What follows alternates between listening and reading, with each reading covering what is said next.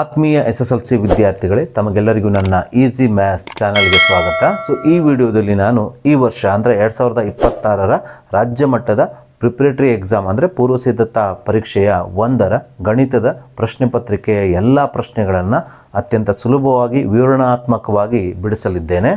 ಮೊದಲಿಗೆ ನಾವು ಬಹು ಆಯ್ಕೆ ಪ್ರಶ್ನೆಗಳನ್ನು ತೆಗೆದುಕೊಳ್ಳೋಣ. ಫಸ್ಟು 8 ಈ ರೀತಿಯ ಬಹು ಆಯ್ಕೆ ಪ್ರಶ್ನೆಗಳು ಪ್ರಶ್ನೆ ಪತ್ರಿಕೆಯಲ್ಲಿದ್ದಾವೆ. ಮೊದಲನೇ ಪ್ರಶ್ನೆಯನ್ನು ನೋಡೋಣ.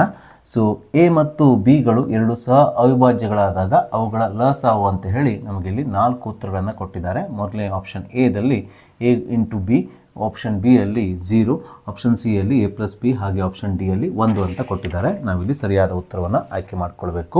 ಈ ಪ್ರಶ್ನೆಯನ್ನು ಬಿಡಿಸಬೇಕಾದ್ರೆ ನಿಮಗೆ ಎರಡು ಸಹ ಅವಿಭಾಜ್ಯ ಸಂಖ್ಯೆಗಳಂದರೆ ಏನು ಎಂಬುದು ತಿಳಿದಿರಬೇಕು. ಎರಡು ಸಹ ಅವಿಭಾಜ್ಯ ಸಂಖ್ಯೆಗಳೆಂದರೆ ಅವುಗಳ ಸಾಮಾನ್ಯ ಅಪವರ್ತನ 1 ಮಾತ್ರ ಆಗಿರಬೇಕು. ಅಂದರೆ ಅವುಗಳನ್ನು ಭಾಗಿಸುವ ಅತಿ ದೊಡ್ಡ ಸಂಖ್ಯೆ 1 ಮಾತ್ರ ಆಗಿರಬೇಕು, ಅಥವಾ ಆ ಎರಡೂ ಸಂಖ್ಯೆಗಳು 1ರ ಮಗ್ಗಿಯಲ್ಲಿ ಮಾತ್ರ ಬಂದಿರಬೇಕು, ಬೇರೆ ಯಾವ ಸಂಖ್ಯೆ ಮಗ್ಗಿಯಲ್ಲೂ ಬಂದಿರಬಾರ್ದು. ಉದಾಹರಣೆಗೆ 2 ಮತ್ತು 3 ಸಹ ಅವಿಭಾಜ್ಯ ಸಂಖ್ಯೆಗಳು, ಯಾಕಂದರೆ ಇವುಗಳ ಸಾಮಾನ್ಯ ಅಪವರ್ತನ 1 ಮಾತ್ರ ಆಗಿದೆ. ಒಂದನ್ನು ಬಿಟ್ಟು ಬೇರೆ ಯಾವ ಸಾಮಾನ್ಯ ಅಪವರ್ತನವನ್ನು ಹೊಂದಿಲ್ಲ, ಅಥವಾ ಇವೆರಡು 1ರ ಮಗ್ಗಿಯಲ್ಲಿ ಮಾತ್ರ ಬರುತ್ತವೆ. ಹಾಗಾಗಿ ಇವುಗಳ ಲಸ ಏನಾಗ್ತದೆ, ಇವುಗಳ ಗುಣಲಬ್ಧವೇ ಆಗಿರುತ್ತದೆ. ಅಂದರೆ ಇವುಗಳ ಲಸ 2 × 3 6 ಆಗುತ್ತದೆ. ಅದೇ ರೀತಿ 3 ಮತ್ತು 4 ಸಹ ಅವಿಭಾಜ್ಯ ಸಂಖ್ಯೆಗಳು, ಯಾಕಂದರೆ ಇವುಗಳ ಸಾಮಾನ್ಯ ಅಪವರ್ತನ 1 ಮಾತ್ರ ಆಗಿದೆ. 3 ಮತ್ತು 4 1ರ ಮಗ್ಗಿಯಲ್ಲೇ ಇವೆರಡೂ ಸಂಖ್ಯೆಗಳು ಬರುತ್ತವೆ. ಹಾಗಾಗಿ ಒಂದನ್ನು ಬಿಟ್ಟು ಬೇರೆ ಯಾವ ಸಂಖ್ಯೆಯ ಮಗ್ಗಿಯಲ್ಲೂ ಇವೆರಡು ಸಂಖ್ಯೆಗಳು ಬರುವುದಿಲ್ಲ. ಹಾಗಾಗಿ ಇವುಗಳ ಲಸ, ಇವುಗಳ ಗುಣಲಬ್ಧ 3 × 4 12 ಆಗಿದೆ.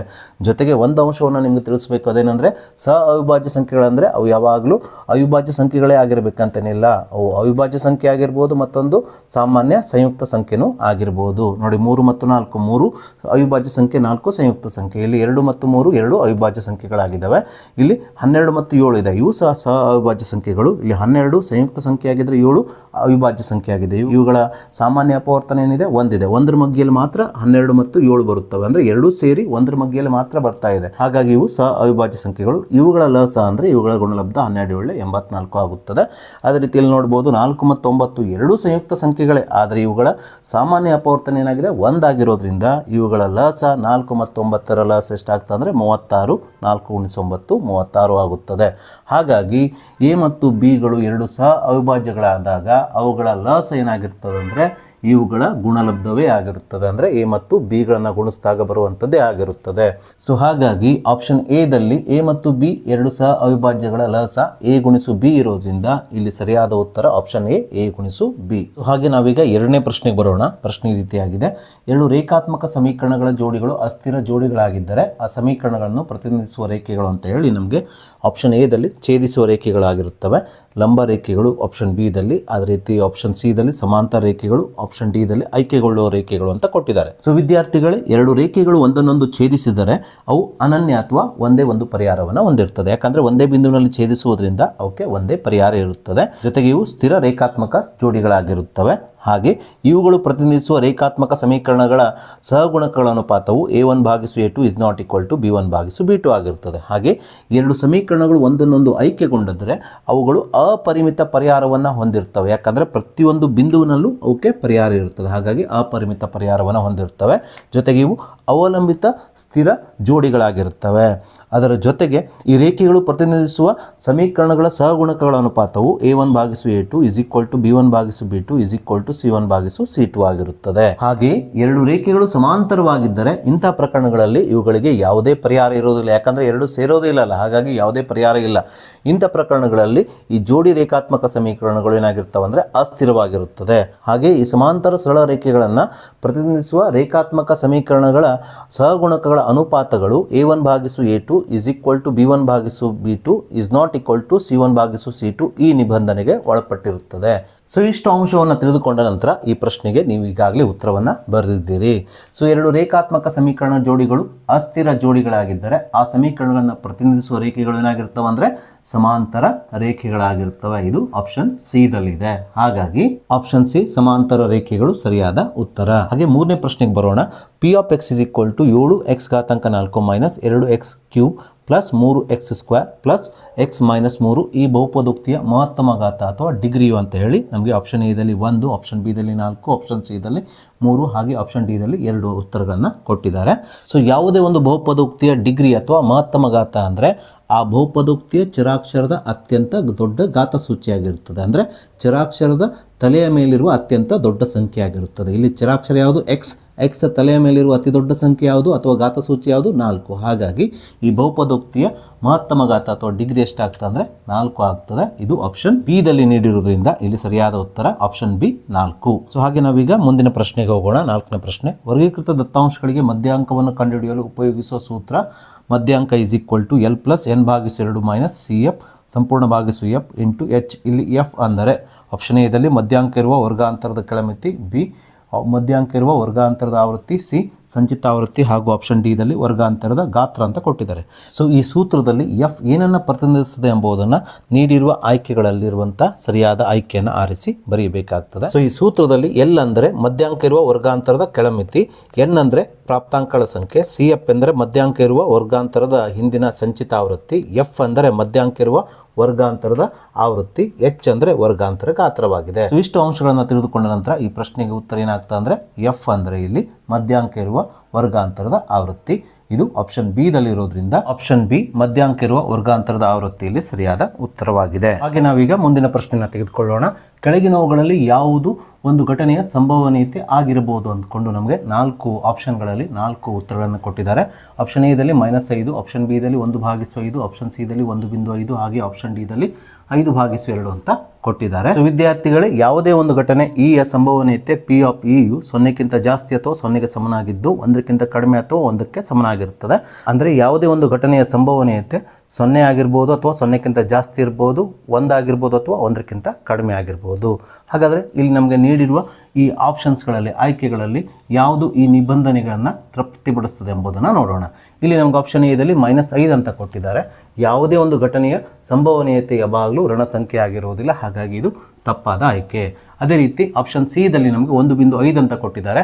ಈ 1.5 1ಕ್ಕಿಂತ ಜಾಸ್ತಿ ಇರೋದ್ರಿಂದ ಈ ನಿಬಂಧನೆಗೆ ಇದು ಒಳಪಡುವುದಿಲ್ಲ. ಅಂದರೆ ಯಾವುದೇ ಒಂದು ಘಟನೆಯ ಸಂಭವನೀಯತೆ 1ಕ್ಕಿಂತ ಜಾಸ್ತಿ ಇರೋದಿಲ್ಲ, ಹಾಗಾಗಿ ಈ ಆಯ್ಕೆಯು ತಪ್ಪಾಗ್ತದೆ. ಸೊ ಆಪ್ಷನ್ ಡಿ ದಲ್ಲಿ ನಮಗೆ 5/2 ಅಂತ ಕೊಟ್ಟಿದ್ದಾರೆ. 5ಕ್ಕೆ 2ರಿಂದ ಭಾಗಿಸಿದಾಗ ನಮಗೆ ಸಿಗುವಂಥದ್ದು 2.5. 2.5 1ಕ್ಕಿಂತ ಜಾಸ್ತಿ ಇದೆ. ಯಾವುದೇ ಒಂದು ಘಟನೆಯ ಸಂಭವನೀಯತೆ ಯಾವಾಗಲೂ ಏನಾಗಿರ್ತದೆ ಅಂದರೆ 1ಕ್ಕಿಂತ ಕಡಿಮೆ ಅಥವಾ 1ಕ್ಕೆ ಸಮನಾಗಿರುತ್ತದೆ. ಆದರೆ ಇಲ್ಲಿ 5/2 ಇರೋದ್ರಿಂದ ಇದರ ಬೆಲೆ 2.5 ಬರುತ್ತದೆ. 2.5 1ಕ್ಕಿಂತ ಜಾಸ್ತಿ ಇರೋದ್ರಿಂದ ಈ ಆಯ್ಕೆಯು ತಪ್ಪಾಗ್ತದೆ. ಹಾಗೆ ಆಪ್ಷನ್ ಬಿ ದಲ್ಲಿ ನಮಗೆ 1/5 ಅಂತ ಕೊಟ್ಟಿದ್ದಾರೆ. 1ಕ್ಕೆ ನಾವು 5ರಿಂದ ಭಾಗಿಸಿದಾಗ ಬರುವಂಥ ಬೆಲೆ 0.2. ಇದು 1ಕ್ಕಿಂತ ಕಡಿಮೆ ಇದೆ, ಹಾಗಾಗಿ ಈ ಆಯ್ಕೆ ಸರಿಯಾದ ಆಯ್ಕೆಯಾಗಿರುತ್ತದೆ. ಹಾಗಾಗಿ ನಾವಿಲ್ಲಿ ಆಪ್ಷನ್ ಬಿ 1/5 ಬರೆಯಬೇಕು. ಸೊ ಹಾಗೆ ನಾವೀಗ ಮುಂದಿನ ಪ್ರಶ್ನೆನ ನೋಡೋಣ. 6ನೇ ಪ್ರಶ್ನೆ, sin 30 + cos 60 ಡಿಗ್ರಿಯ ಬೆಲೆಯು ಅಂತ ಹೇಳಿ ನಮಗೆ ಇಲ್ಲಿ 4 ಉತ್ತರಗಳನ್ನು ಕೊಟ್ಟಿದ್ದಾರೆ. ಸೊ ಇಲ್ಲಿ ನಮಗೆ ಕೊಟ್ಟಿರುವ ಉತ್ತರಗಳಲ್ಲಿ ಯಾವುದು sin 30 ಡಿಗ್ರಿ + cos 60 ಡಿಗ್ರಿಯ ಬೆಲೆ ಎಂಬುದನ್ನು ಕಂಡುಹಿಡಿಯೋಣ. ಸೊ sin 30 ಡಿಗ್ರಿ ಮತ್ತು cos 60 ಡಿಗ್ರಿಯ ಬೆಲೆ ಒಂದೇ ಆಗಿದೆ. ಸೊ sin 30 ಡಿಗ್ರಿ ಮತ್ತು cos 60 ಡಿಗ್ರಿಯ ಬೆಲೆ 1/2 ಆಗಿದೆ. ಹಾಗಾಗಿ sin 30 ಡಿಗ್ರಿಯ ಸ್ಥಾನದಲ್ಲಿ ನಾನು 1/2 + cos 60 ಡಿಗ್ರಿಯ ಸ್ಥಾನದಲ್ಲಿ 1/2 ಬರ್ಕೊಳ್ತಾ ಇದ್ದೇನೆ. ಸೊ ನಾ ಈಗ ಇವೆರಡನ್ನ ಕೂಡಿಸ್ತಾ ಇದ್ದೇನೆ. ಸೊ ಈ ಛೇದಗಳು ಸಮನಾಗಿರೋದ್ರಿಂದ ಛೇದಗಳ ಲಸ ಏನಿರುತ್ತದೆ 2 ಆಗಿರುತ್ತದೆ. ಅಂದರೆ 2 ಮತ್ತು 2ರ ಲಸ 2 ಆಗಿರುತ್ತದೆ. ಛೇದಗಳು ಸಮನಾಗಿದ್ದಾಗ ನಾವು ನೇರವಾಗಿ ಅಂಶವನ್ನು ಕೂಡಿಸ್ಕೊಳ್ಬೋದು. 1 + 1 ಎಷ್ಟು 2, 2 1 2, 2 1 2 ಆಗೋದ್ರಿಂದ ಇಲ್ಲಿ sin 30 ಡಿಗ್ರಿ + cos 60 ಡಿಗ್ರಿಯ ಬೆಲೆ ಎಷ್ಟು ಬಂದಿದೆ? 1 ಬಂದಿದೆ. ಈ 1 ಆಪ್ಷನ್ ಸಿ ದಲ್ಲಿದೆ, ಹಾಗಾಗಿ ಆಪ್ಷನ್ ಸಿ 1 ಸರಿಯಾದ ಉತ್ತರ. ಸೊ ನಾವೀಗ ಮುಂದಿನ 7ನೇ ಪ್ರಶ್ನೆಯನ್ನು ತೆಗೆದುಕೊಳ್ಳೋಣ. ಅಂಚಿನ ಉದ್ದ 6 ಸೆಂಟಿಮೀಟರ್ ಇರುವ ಚೌಕಘನದ ಘನಫಲವು ಅಂತ ಹೇಳಿ ನಮಗಿಲ್ಲಿ 4 ಉತ್ತರಗಳನ್ನು ಕೊಟ್ಟಿದ್ದಾರೆ. ಇವುಗಳಲ್ಲಿ ಸರಿಯಾದ ಉತ್ತರ ಯಾವುದು ಎಂಬುದನ್ನು ನಾವೀಗ ನೋಡೋಣ. ಚೌಕಘನದ ಘನಫಲವನ್ನು ಕಂಡುಹಿಡಿಯುವ ಸೂತ್ರ ಅಂಚಿನ ಘನ ಅಥವಾ ಆ ಚೌಕಘನದ ಬಾವಿನ ಘನ ಎಂಬುದು ನಮಗೆ ತಿಳಿದಿದೆ. ಇಲ್ಲಿ ನಮಗೆ ಆ ಚೌಕಘನದ ಅಂಚಿನ ಉದ್ದವನ್ನು, ಒಂದು ಅಂಚಿನ ಉದ್ದವನ್ನು ಎಷ್ಟು ಕೊಟ್ಟಿದ್ದಾರೆ? 6 ಸೆಂಟಿಮೀಟರ್ ಆಗಿ ಕೊಟ್ಟಿರೋದ್ರಿಂದ ನಾವಿಲ್ಲಿ ಬಾವಿನ ಸ್ಥಾನದಲ್ಲಿ 6ಅನ್ನು ಆರಿಸಿಕೊಂಡಾಗ ಇದು 6ರ ಘನ ಆಗ್ತದೆ. 6ರ ಘನ ಅಂದರೆ 6 × 6 × 6 6 36, 36 216 ಆಗುವುದರಿಂದ ಇಲ್ಲಿ ಪ್ರಶ್ನೆಯಲ್ಲಿ ಕೇಳಿರುವಂತಹ ಅಂಚಿನ ಉದ್ದ 6 ಸೆಂಟಿಮೀಟರ್ ಇರುವ ಚೌಕಘನದ ಘನಫಲವು ಇಲ್ಲಿ 216 ಸೆಂಟಿಮೀಟರ್ ಕ್ಯೂಬ್ ಆಗುತ್ತದೆ. ಈ 216 ಸೆಂಟಿಮೀಟರ್ ಕ್ಯೂಬ್ ಇರೋದು ಆಪ್ಷನ್ ಎ ದಲ್ಲಿ. ಹಾಗಾಗಿ ಅಂಚಿನ ಉದ್ದ 6 ಸೆಂಟಿಮೀಟರ್ ಇರುವ ಚೌಕಘನದ ಘನಫಲವು ಆಪ್ಷನ್ ಎ ದಲ್ಲಿ ನೀಡಿರುವ 216 ಸೆಂಟಿಮೀಟರ್ ಕ್ಯೂಬ್ ಆಗುತ್ತದೆ. ನಾವೀಗ ಮೊದಲೇ ಮುಖ್ಯ ಪ್ರಶ್ನೆಯಲ್ಲಿರುವ ಕೊನೆಯ ಬಹು ಆಯ್ಕೆ ಪ್ರಶ್ನೆಯನ್ನು ತೆಗೆದುಕೊಳ್ಳೋಣ. 8ನೇ ಪ್ರಶ್ನೆ, ಮೊದಲ n ಸ್ವಾಭಾವಿಕ ಸಂಖ್ಯೆಗಳ ಮೊತ್ತದಿಂದ ಮೊದಲ n ಬೆಸ ಸ್ವಾಭಾವಿಕ ಸಂಖ್ಯೆಗಳ ಮೊತ್ತವನ್ನು ಕಳೆದಾಗ ದೊರೆಯುವ ವ್ಯತ್ಯಾಸವು ಅಂತ ಹೇಳಿ ನಮಗಿಲ್ಲಿ 4 ಉತ್ತರಗಳನ್ನು ಕೊಟ್ಟಿದ್ದಾರೆ.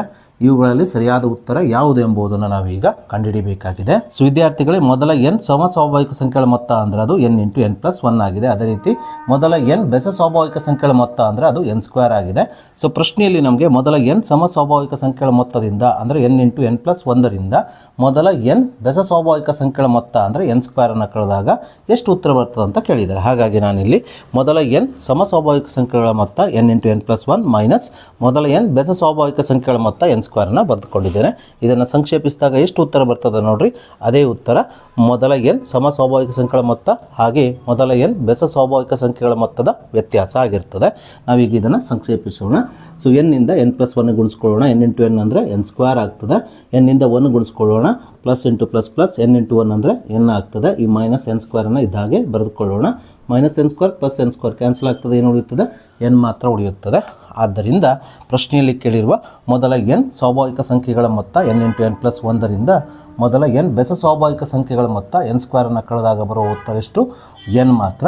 ಆದ್ದರಿಂದ ಇಲ್ಲಿ ಆಪ್ಷನ್ ಡಿ ಅಲ್ಲಿ ನಮಗೆ n ಎಂಬ ಉತ್ತರವನ್ನು ಕೊಟ್ಟಿರೋದ್ರಿಂದ ನಾವು ಉತ್ತರದಲ್ಲಿ ಆಪ್ಷನ್ ಡಿ n ಅಂತ ಬರೆಯಬೇಕು. ಸೊ ಒಂದನೇ ಮುಖ್ಯ ಪ್ರಶ್ನೆಯಲ್ಲಿರುವ ಎಲ್ಲ ಬಹು ಆಯ್ಕೆಯ ಪ್ರಶ್ನೆಗಳನ್ನು ಬಿಡಿಸಿದ ನಂತರ ನಾವೀಗ ಎರಡನೇ ಮುಖ್ಯ ಪ್ರಶ್ನೆಯಲ್ಲಿರುವ 1 ಅಂಕದ ಪ್ರಶ್ನೆಗಳನ್ನು ತೆಗೆದುಕೊಳ್ಳೋಣ.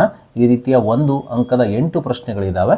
ಅದರಲ್ಲಿ ಮೊದಲನೇ ಪ್ರಶ್ನೆಯನ್ನು ನಾನು ತೆಗೆದುಕೊಳ್ತಾ ಇದ್ದೇನೆ. 9ನೇ ಪ್ರಶ್ನೆ ಈ ರೀತಿಯಾಗಿದೆ. ಕೊಟ್ಟಿರುವ ನಕ್ಷೆಯಿಂದ ಇಲ್ಲಿ ಒಂದು ನಮಗೆ ನಕ್ಷೆ ಕೊಟ್ಟಿದ್ದಾರೆ. y = p(x). ಇಲ್ಲಿ ನೋಡಿ, ಇಲ್ಲಿ p(x) ಏನಿದೆಯಲ್ಲ ಇದು ಬಹುಪದೋಕ್ತಿಯಾಗಿದೆ. ಈ ಬಹುಪದೋಕ್ತಿಯ ಶೂನ್ಯತೆಗಳ ಸಂಖ್ಯೆಯನ್ನು ಬರೆಯಿರಿ ಅಂತ ಹೇಳಿದೆ. ಸೊ ನಿಮಗೆ ಈ ರೀತಿ ಯಾವುದೇ ಒಂದು ಬಹುಪದೋಕ್ತಿಯನ್ನು ನಕ್ಷೆಯಲ್ಲಿ ನೀಡಿ ಆ ಬಹುಪದೋಕ್ತಿಯ ಶೂನ್ಯತೆಗಳನ್ನು ಕಂಡುಹಿಡಿಯಲಿಕ್ಕೆ ಕೊಟ್ಟರೆ ನೀವೇನು ಮಾಡಬೇಕಂದ್ರೆ ಆ ಬಹುಪದೋಕ್ತಿಯ ನಕ್ಷೆಯು x ಅಕ್ಷವನ್ನು ಎಷ್ಟು ಬಿಂದುಗಳಲ್ಲಿ ಛೇದಿಸಿದೆ ಎಂಬುದನ್ನು ನೋಡ್ಕೊಳ್ಬೇಕು. ಆ ಛೇದನ ಬಿಂದುಗಳೇ ಆ ಬಹುಪದೋಕ್ತಿಯ ಶೂನ್ಯತೆಗಳ ಸಂಖ್ಯೆಗಳಾಗಿರುತ್ತವೆ. ಸೊ ಇಲ್ಲಿ ಸ್ಪಷ್ಟವಾಗಿ y = f(x) ಈ ನಕ್ಷೆ ಏನಿದೆಯಲ್ಲ ಈ ನಕ್ಷೆಯು x ಅಕ್ಷವನ್ನು 3 ಬೇರೆ ಬೇರೆ ಬಿಂದುಗಳಲ್ಲಿ ಛೇದಿಸಿರೋದ್ರಿಂದ ನೀಡಿದಂಥ ಬಹುಪದೋಕ್ತಿ y = f(x) ನ ಶೂನ್ಯತೆಗಳ ಸಂಖ್ಯೆ ನಕ್ಷೆಯಲ್ಲಿ ಎಷ್ಟಾಗ್ತದೆ? 1, 2, 3 ಆಗುತ್ತದೆ. ಸೊ ಆದ್ದರಿಂದ ಉತ್ತರದಲ್ಲಿ y = f(x) ಈ ನಕ್ಷೆಯ ಶೂನ್ಯತೆಗಳ ಸಂಖ್ಯೆ 3 ಎಂದು ಬರೆಯಬೇಕು. ನಾವೀಗ 10ನೇ ಪ್ರಶ್ನೆಯನ್ನು ತೆಗೆದುಕೊಳ್ಳೋಣ.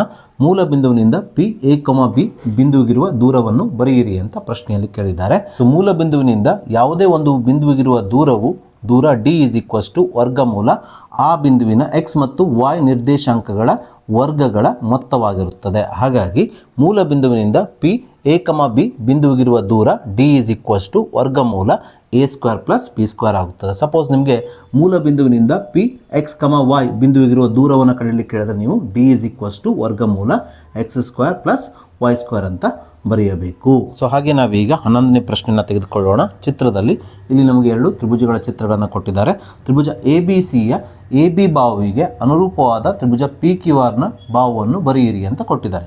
ಅಂದರೆ ತ್ರಿಭುಜ ABCಯ AB ಬಾಹುವಿಗೆ ತ್ರಿಭುಜ PQRನ ಯಾವ ಬಾಹು ಅನುರೂಪವಾಗಿದೆ ಎಂಬುದನ್ನು ನಾವಿಲ್ಲಿ ಬರೀಬೇಕಾಗಿದೆ. ಸೊ ಇಲ್ಲಿ ಸ್ಪಷ್ಟವಾಗಿ ತ್ರಿಭುಜ ABCಯ AB ಬಾಹುವಿಗೆ ತ್ರಿಭುಜ PQRನ PR ಬಾಹು ಏನಾಗಿದೆ ಅಂದರೆ ಅನುರೂಪವಾಗಿದೆ.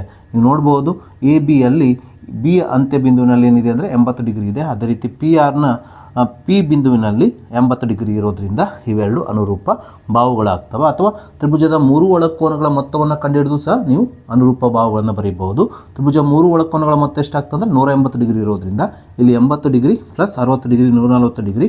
140 ಡಿಗ್ರಿಗೆ ಎಷ್ಟನ್ನು ಸೇರಿಸ್ರೆ 180 ಡಿಗ್ರಿ ಆಗ್ತದೆ. 40 ಡಿಗ್ರಿಯನ್ನು ಸೇರಿಸಿ 180 ಡಿಗ್ರಿ ಆಗೋದ್ರಿಂದ ಇಲ್ಲಿ ಆರ್ ಕೋನದ ಅಳತೆ 40 ಡಿಗ್ರಿ ಆಗ್ತದೆ. ಹಾಗೆ ಇಲ್ಲಿ ತ್ರಿಭುಜ ABCಯಲ್ಲಿ ಬಿ ಕೋನ 80 ಡಿಗ್ರಿ, ಸಿ ಕೋನ 60 ಡಿಗ್ರಿ. ಹಾಗಾಗಿ ಕೋನ ಎ ಎಷ್ಟಾಗ್ತದೆ ಅಂದರೆ 40 ಡಿಗ್ರಿ ಆಗ್ತದೆ. ಸೊ ಹಾಗಾಗಿ ತ್ರಿಭುಜ ABCಯ AB ಬಾವಿನ ಅಂತ್ಯ ಬಿಂದುಗಳಲ್ಲಿ 40 ಮತ್ತು 80 ಡಿಗ್ರಿ ಇರೋದ್ರಿಂದ ತ್ರಿಭುಜ PQRನ ಯಾವ ಬಾವಿನ ಅಂತ್ಯ ಬಿಂದುಗಳಲ್ಲಿ 40 ಡಿಗ್ರಿ ಮತ್ತು 80 ಡಿಗ್ರಿ ಅಂತ ನೋಡಿದರೆ ಅದು PR ಬಾವಿನ ಅಂತ್ಯ ಬಿಂದುಗಳಲ್ಲಿ. ನೋಡಿ, ಕೋನ P 80 ಡಿಗ್ರಿ ಇದೆ, ಕೋನ R ಎಷ್ಟಿದೆ 40 ಡಿಗ್ರಿ ಇರೋದ್ರಿಂದ ಇವೆರಡು ಬಾವುಗಳ ಅಂತ್ಯ ಬಿಂದುಗಳಲ್ಲಿ ಒಂದೇ ಕೋನಗಳಿರೋದ್ರಿಂದ ಇವೆರಡು ಅನುರೂಪ ಬಾಹುಗಳಾಗ್ತವೆ. ಆದ್ದರಿಂದ ತ್ರಿಭುಜ ABCಯ AB ಬಾಹುವಿಗೆ ತ್ರಿಭುಜ PQRನ PR ಬಾಹು ಏನಾಗಿದೆ ಅಂದರೆ ಅನುರೂಪವಾಗಿದೆ. ಹಾಗಾಗಿ ನಾವಿಲ್ಲಿ ABಗೆ ಅನುರೂಪವಾದ ಬಾಹು = PR ಎಂದು ಬರೆಯಬೇಕು. ಸೊ ನಾವೀಗ 12ನೇ ಪ್ರಶ್ನೆಯನ್ನು ತೆಗೆದುಕೊಳ್ಳೋಣ. ತ್ರಿಜ್ಯ R ಮಾನ ಇರುವ ಒಂದು ಗೋಳದ ಘನಫಲವನ್ನು ಕಂಡುಹಿಡಿಯುವ ಸೂತ್ರವನ್ನು ಬರೆಯಿರಿ ಅಂದ್ಕೊಂಡು ಪ್ರಶ್ನೆಯಲ್ಲಿ ಕೇಳಿದ್ದಾರೆ. ಇದು ನೇರವಾದ ಪ್ರಶ್ನೆಯಾಗಿದೆ. ಸೊ ನಾವೀಗ ತ್ರಿಜ್ಯ R ಮಾನವನ್ನು ಹೊಂದಿರುವ ಗೋಳದ ಘನಫಲವನ್ನು ಕಂಡುಹಿಡಿಯುವ ಸೂತ್ರವನ್ನು ಬರೆಯೋಣ. ಸೊ ಆರ್ ಮಾನ ಇರುವ ಗೋಳದ ಘನಫಲವನ್ನು ಕಂಡುಹಿಡಿಯುವ ಸೂತ್ರವು v = 4/3 πr³ ಘನಮಾನಗಳಾಗಿವೆ. ಅದನ್ನೇ ನಾವಿಲ್ಲಿ ಬರೆದುಕೊಳ್ಳಬೇಕು. ಸೊ ಹಾಗೆ ನಾವೀಗ 13ನೇ ಪ್ರಶ್ನೆಯನ್ನು ತೆಗೆದುಕೊಳ್ಳೋಣ. 2x + 3y - 9 = 0 ಮತ್ತು 4x + 6y - 18 = 0 ಈ ರೇಖಾತ್ಮಕ ಸಮೀಕರಣಗಳ ಜೋಡಿಯು ಎಷ್ಟು ಪರಿಹಾರಗಳನ್ನು ಹೊಂದಿರುತ್ತವೆ ಅಂದ್ಕೊಂಡು ಪ್ರಶ್ನೆಯಲ್ಲಿ ಕೇಳಿದ್ದಾರೆ. ಪ್ರಶ್ನೆಯಲ್ಲಿ ನೀಡಿರುವ ಈ ಸಮೀಕರಣಗಳ ಜೋಡಿಗಳು ಎಷ್ಟು ಪರಿಹಾರಗಳನ್ನು ಹೊಂದಿದೆ ಎಂಬುದನ್ನು ನಿರ್ಧರಿಸೋದು ಈ ಸಮೀಕರಣದಲ್ಲಿರುವ x, y ಹಾಗೂ ಸ್ಥಿರಾಂಕಗಳ ಅನುಪಾತಗಳ ನಡುವಿನ ಸಂಬಂಧ. ಹಾಗಾಗಿ ಮೊದಲಿಗೆ ನಾವು ಈ ಸಮೀಕರಣದಲ್ಲಿರುವ x, y ಹಾಗೂ ಸ್ಥಿರಾಂಕಗಳ ಅನುಪಾತಗಳನ್ನು ಬರೆದುಕೊಳ್ಳೋಣ. ತದನಂತರ ಅದನ್ನು ಹೋಲಿಸಿ ಅದರ ಆಧಾರದ ಮೇಲೆ ಈ ಎರಡು ಸಮೀಕರಣಗಳು ಎಷ್ಟು ಪರಿಹಾರಗಳನ್ನು ಹೊಂದಿದೆ ಎಂಬುದನ್ನು ನೋಡೋಣ. ಈ ಎರಡು ಸಮೀಕರಣಗಳಲ್ಲಿ x ಸಹಗುಣಕಗಳ ಅನುಪಾತ 2/4. ಇವೆರಡು ಸಮೀಕರಣಗಳಲ್ಲಿ y ಸಹಗುಣಕಗಳ ಅನುಪಾತ 3/6. ಅದೇ ರೀತಿ ಸ್ಥಿರಾಂಕಗಳ ಅನುಪಾತ -9 - -18. ಅಂದರೆ ಮೊದಲನೇ ಸಮೀಕರಣದ x ಸಹಗುಣಕ 2 ಭಾಗಿಸು ಎರಡನೇ ಸಮೀಕರಣದ x ಗುಣಕ 4. ಮೊದಲನೇ ಸಮೀಕರಣದ y ಸಹಗುಣಕ 3 ಭಾಗಿಸು ಎರಡನೇ ಸಮೀಕರಣದ y ಸಹಗುಣಕ 6. ಮೊದಲನೇ ಸಮೀಕರಣದ ಸ್ಥಿರಾಂಕ -9 ಭಾಗಿಸು ಎರಡನೇ ಸಮೀಕರಣದ ಸ್ಥಿರಾಂಕ -18 ಅಂತ ಬರೆದುಕೊಳ್ಬೇಕು.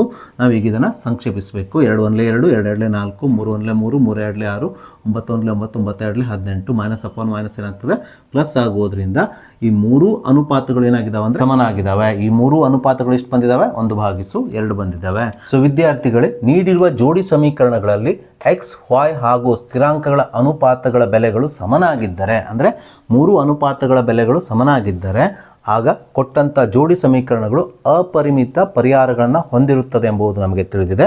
ಹಾಗಾಗಿ ಕೊಟ್ಟಿರುವ ಈ ಜೋಡಿ ಸಮೀಕರಣಗಳ x, y ಹಾಗೂ ಸ್ಥಿರಾಂಕಗಳ ಅನುಪಾತಗಳು ಎಲ್ಲವೂ ಸಮನಾಗಿರೋದ್ರಿಂದ ಕೊಟ್ಟಿರುವ ಜೋಡಿ ಸಮೀಕರಣಗಳು ಇಲ್ಲಿ ಅಪರಿಮಿತ ಪರಿಹಾರಗಳನ್ನು ಹೊಂದಿರುತ್ತವೆ. ಸೊ ವಿದ್ಯಾರ್ಥಿಗಳೇ, ಈ ರೀತಿಯ ಒಂದು ಅಂಕದ ಪ್ರಶ್ನೆಗಳಿಗೆ ನೀವು ನೇರವಾಗಿ ಉತ್ತರವನ್ನು ಬರೀಬಹುದು.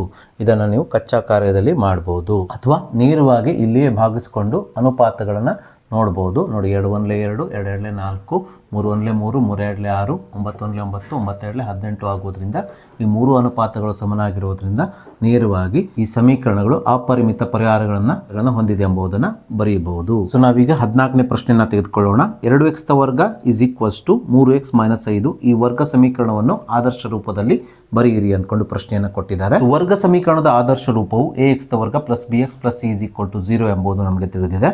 ಸೊ ಆದರೆ ಕೊಟ್ಟಂತ ಸಮೀಕರಣವು ಈ ರೂಪದಲ್ಲಿಲ್ಲ. ಅಂದರೆ ಒಂದು ಬದಿಯಲ್ಲಿ ax ವರ್ಗ + bx + c ಅಂತ ಇದ್ರೆ ಈ ಸಮೀಕರಣದ ಮತ್ತೊಂದು ಬದಿಯಲ್ಲಿ 0 ಇದೆ. ಜೊತೆಗೆ ಆದರ್ಶ ರೂಪದ ವರ್ಗ ಸಮೀಕರಣದಲ್ಲಿ ಇವುಗಳ ಪದಗಳು ಇವುಗಳ ಚರಾಕ್ಷರದ ಘಾತ ಸೂಚಿಯ ಇಳಿಕೆ ಕ್ರಮದಲ್ಲಿರುತ್ತದೆ.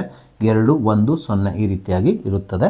ನಾವೀಗ ಕೊಟ್ಟಂತ ಸಮೀಕರಣವನ್ನ ಆದರ್ಶ ರೂಪದಲ್ಲಿ ಬರೆದುಕೊಳ್ಳೋಣ. ಅದಕ್ಕೋಸ್ಕರ ಈ ಸಮೀಕರಣದ ಬಲಭಾಗದಲ್ಲಿರುವ +3x - 5 ಅನ್ನ ಎಡಭಾಗಕ್ಕೆ ಸ್ಥಳಾಂತರಿಸಬೇಕು.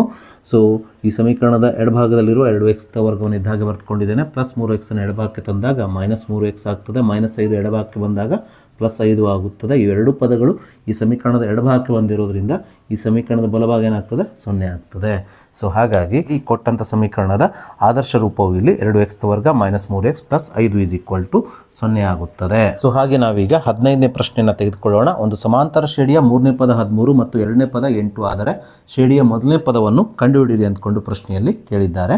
ನಮಗೆ ಇಲ್ಲಿ ಶ್ರೇಣಿಯ 3ನೇ ಪದವನ್ನು 13 ಆಗಿ ಕೊಟ್ಟಿರೋದ್ರಿಂದ a3 = 13 ಅಂತ ಬರೆದುಕೊಳ್ಳೋಣ. ಹಾಗೆ ರೀತಿ 2ನೇ ಪದವನ್ನು ನಮಗೆ ಎಷ್ಟು ಕೊಟ್ಟಿದ್ದಾರೆ? 8 ಆಗಿ ಕೊಟ್ಟಿರೋದ್ರಿಂದ a2 = 8 ಆಗಿ ಬರೆದುಕೊಳ್ಳೋಣ. ಸೊ ಇದರ ಸಹಾಯದಿಂದ ನಾವು ಈಗ ಶ್ರೇಣಿಯ ಸಾಮಾನ್ಯ ವ್ಯತ್ಯಾಸ d ಅನ್ನು ಕಂಡುಹಿಡಿಯಬಹುದು. ಯಾಕಂದರೆ ಶ್ರೇಣಿಯ ಸಾಮಾನ್ಯ ವ್ಯತ್ಯಾಸ d ಅಂದರೆ ಶ್ರೇಣಿಯ 3ನೇ ಪದ a3ರಲ್ಲಿ 2ನೇ ಪದ a2 ಕಳೆದಾಗ ಸಿಗುವಂಥದ್ದು. ಶ್ರೇಣಿಯ 3ನೇ ಪದ 13 ಮೈನಸ್ ಶ್ರೇಣಿಯ 2ನೇ ಪದ 8. 13 - 8 5 ಆಗೋದ್ರಿಂದ ಶ್ರೇಣಿಯ ಸಾಮಾನ್ಯ ವ್ಯತ್ಯಾಸ d ನ ಬೆಲೆ ಎಷ್ಟಾಗ್ತದೆ ಅಂದರೆ 5 ಆಗ್ತದೆ. ಸೊ ನಾವೀಗ ಈ d ನ ಸಹಾಯದಿಂದ ಅದೇ ರೀತಿ ನೀಡಿರುವ ದತ್ತಾಂಶದ ಸಹಾಯದಿಂದ ಶ್ರೇಣಿಯ ಮೊದಲನೇ ಪದ a ಬೆಲೆಯನ್ನು ಕಂಡುಹಿಡಿಯೋಣ. ಶ್ರೇಣಿಯ 2ನೇ ಪದವನ್ನು ಕಂಡುಹಿಡಿಯುವ ಸೂತ್ರವು a2 = ಶ್ರೇಣಿಯ ಮೊದಲನೇ ಪದ a + d ಆಗಿರೋದ್ರಿಂದ ಈ ಸೂತ್ರವನ್ನು ಬರೆದುಕೊಳ್ಳೋಣ. ಈ ಸೂತ್ರದ ಸಹಾಯದಿಂದ ನಾವು ಶ್ರೇಣಿಯ ಮೊದಲನೇ ಪದ a ಅನ್ನು ಕಂಡುಹಿಡಿಯೋಣ. ಯಾಕಂದರೆ ನಮಗೆ ಇಲ್ಲಿ ಶ್ರೇಣಿಯ 2ನೇ ಪದ a2 ನ ಬೆಲೆ ಗೊತ್ತಿದೆ. ಅದೇ ರೀತಿ ಸಾಮಾನ್ಯ ವ್ಯತ್ಯಾಸ d ನ ಬೆಲೆಯನ್ನು ಕಂಡುಹಿಡ್ಕೊಂಡಿದ್ದೇವೆ. ಈ ಸೂತ್ರದಲ್ಲಿ ನಾವೀಗ a2 ನ ಬೆಲೆ 8 = a ನಾವು ಕಂಡುಹಿಡಿಯಬೇಕಾಗಿದೆ ಶ್ರೇಣಿಯ ಮೊದಲನೇ ಪದ. d ಅಂದರೆ ಶ್ರೇಣಿಯ ಸಾಮಾನ್ಯ ವ್ಯತ್ಯಾಸ ಕಂಡುಹಿಡಿದಿದ್ದೇವೆ. ಎಷ್ಟು ಬಂದಿದೆ? 5 ಬಂದಿದೆ. 5ನ್ನು ಬರೆದುಕೊಳ್ಳೋಣ. ಸೊ ಮುಂದಿನ ಹಂತದಲ್ಲಿ 8ನ್ನು ಇದ್ದ ಹಾಗೆ ಬರೆದುಕೊಳ್ಳೋಣ. +5ನ್ನು ಎಡಭಾಗಕ್ಕೆ ಸ್ಥಳಾಂತರಿಸಿದಾಗ +5 ಏನಾಗ್ತದೆ? -5 ಆಗುತ್ತದೆ. a. ಆದ್ದರಿಂದ ಇಲ್ಲಿ ಶ್ರೇಣಿಯ ಮೊದಲನೇ ಪದ a ನ ಬೆಲೆ ಎಷ್ಟಾಗ್ತದೆ ಅಂದರೆ 3 ಆಗುತ್ತದೆ. ಹಾಗೆ ನಾವೀಗ ಎರಡನೇ ಮುಖ್ಯ ಪ್ರಶ್ನೆಯಲ್ಲಿರುವ ಕೊನೆಯ 1 ಮಾರ್ಕ್ಸಿನ ಪ್ರಶ್ನೆ ಅಂದರೆ 16ನೇ ಪ್ರಶ್ನೆಯನ್ನು ತೆಗೆದುಕೊಳ್ಳೋಣ. ಚಿತ್ರದಲ್ಲಿ ಇಲ್ಲಿ ನಮಗೊಂದು ಚಿತ್ರವನ್ನು ಕೊಟ್ಟಿದ್ದಾರೆ, ಎಕ್ಸ್ನ ಬೆಲೆಯನ್ನು ಕಂಡುಹಿಡಲಿಕ್ಕೆ ಹೇಳಿದ್ದಾರೆ. ಸೊ ಇಲ್ಲಿ ನಮಗೆ ನೀಡಿರುವ ತ್ರಿಭುಜ ABC, ಈ ತ್ರಿಭುಜ ABCಯಲ್ಲಿ AB ಮತ್ತು AC ಬಾಹುಗಳ ಬಿಂದುಗಳನ್ನು ಸೇರಿಸಿ DEಯನ್ನು BCಗೆ ಸಮಾಂತರವಾಗಿ ಎಳೆಯಲಾಗಿದೆ. ಹೀಗಾಗಿ ಇಲ್ಲಿ ಎರಡು ತ್ರಿಭುಜಗಳು ಇರುವುದನ್ನು ಗಮನಿಸಬಹುದು, ತ್ರಿಭುಜ ADE ಮತ್ತು ತ್ರಿಭುಜ ABC. ತ್ರಿಭುಜ ADEಯಲ್ಲಿ AD ಬಾವಿನ ಅಳತೆಯನ್ನು 2 ಸೆಂಟಿಮೀಟರ್ ಆಗಿ, DE ಬಾವಿನ ಅಳತೆಯನ್ನು 4 ಸೆಂಟಿಮೀಟರ್ ಆಗಿ, ಅದೇ ರೀತಿ ತ್ರಿಭುಜ ABCಯಲ್ಲಿ AB ಬಾವಿನ ಅಳತೆಯನ್ನು ನಾವು ಕಂಡುಹಿಡಿಯಬೇಕಾದ್ರೆ AD ಮತ್ತು BDಯನ್ನು ಕೂಡಿಸ್ಕೊಳ್ಬೇಕಾಗ್ತದೆ. 2 + 3 ಎಷ್ಟಾಗ್ತದೆ? AB ಅಳತೆ 5 ಸೆಂಟಿಮೀಟರ್ ಆಗ್ತದೆ. ಅದೇ ರೀತಿ BC ಅಳತೆಯನ್ನು X ಆಗಿ ಕೊಟ್ಟಿದೆ. ಹಾಗಾಗಿ ನಾವಿಲ್ಲಿ ಕಂಡುಹಿಡಿಯಬೇಕಾಗಿದ್ದು ತ್ರಿಭುಜ ABCಯ BC ಅಳತೆ ಅಂದರೆ Xನ ಅಳತೆ. ಸೊ ಇಲ್ಲಿ ನಾವು ಬಳಸಬೇಕಾದ ಒಂದು ಪ್ರಮೇಯ ಅಂದರೆ ಮೂಲ ಸಮಾನುಪಾತತೆಯ ಪ್ರಮೇಯದ ಉಪಪ್ರಮೇಯ. ಸೊ ಮೂಲ ಸಮಾನುಪಾತತೆಯ ಪ್ರಮೇಯದ ಉಪಪ್ರಮೇಯದ ಪ್ರಕಾರ ತ್ರಿಭುಜ ADEಯ AD ಬಾಹುವಿಗೆ ಅನುರೂಪವಾಗಿರುವ ದೊಡ್ಡ ತ್ರಿಭುಜ ABCಯ AB ಬಾಹುವಿನ ಅನುಪಾತ ಅಂದರೆ AD ಭಾಗಿಸು AB = ಚಿಕ್ಕ ತ್ರಿಭುಜ ADEಯ DE ಬಾಹುವಿಗೆ ದೊಡ್ಡ ತ್ರಿಭುಜ ABCಯ BC ಬಾಹು ಅನುರೂಪವಾಗಿದೆ. ಹಾಗಾಗಿ ಇವುಗಳ ಅನುಪಾತ ಅಂದರೆ DE ಭಾಗಿಸು BCಯನ್ನು ಬರೆದುಕೊಳ್ಳೋಣ.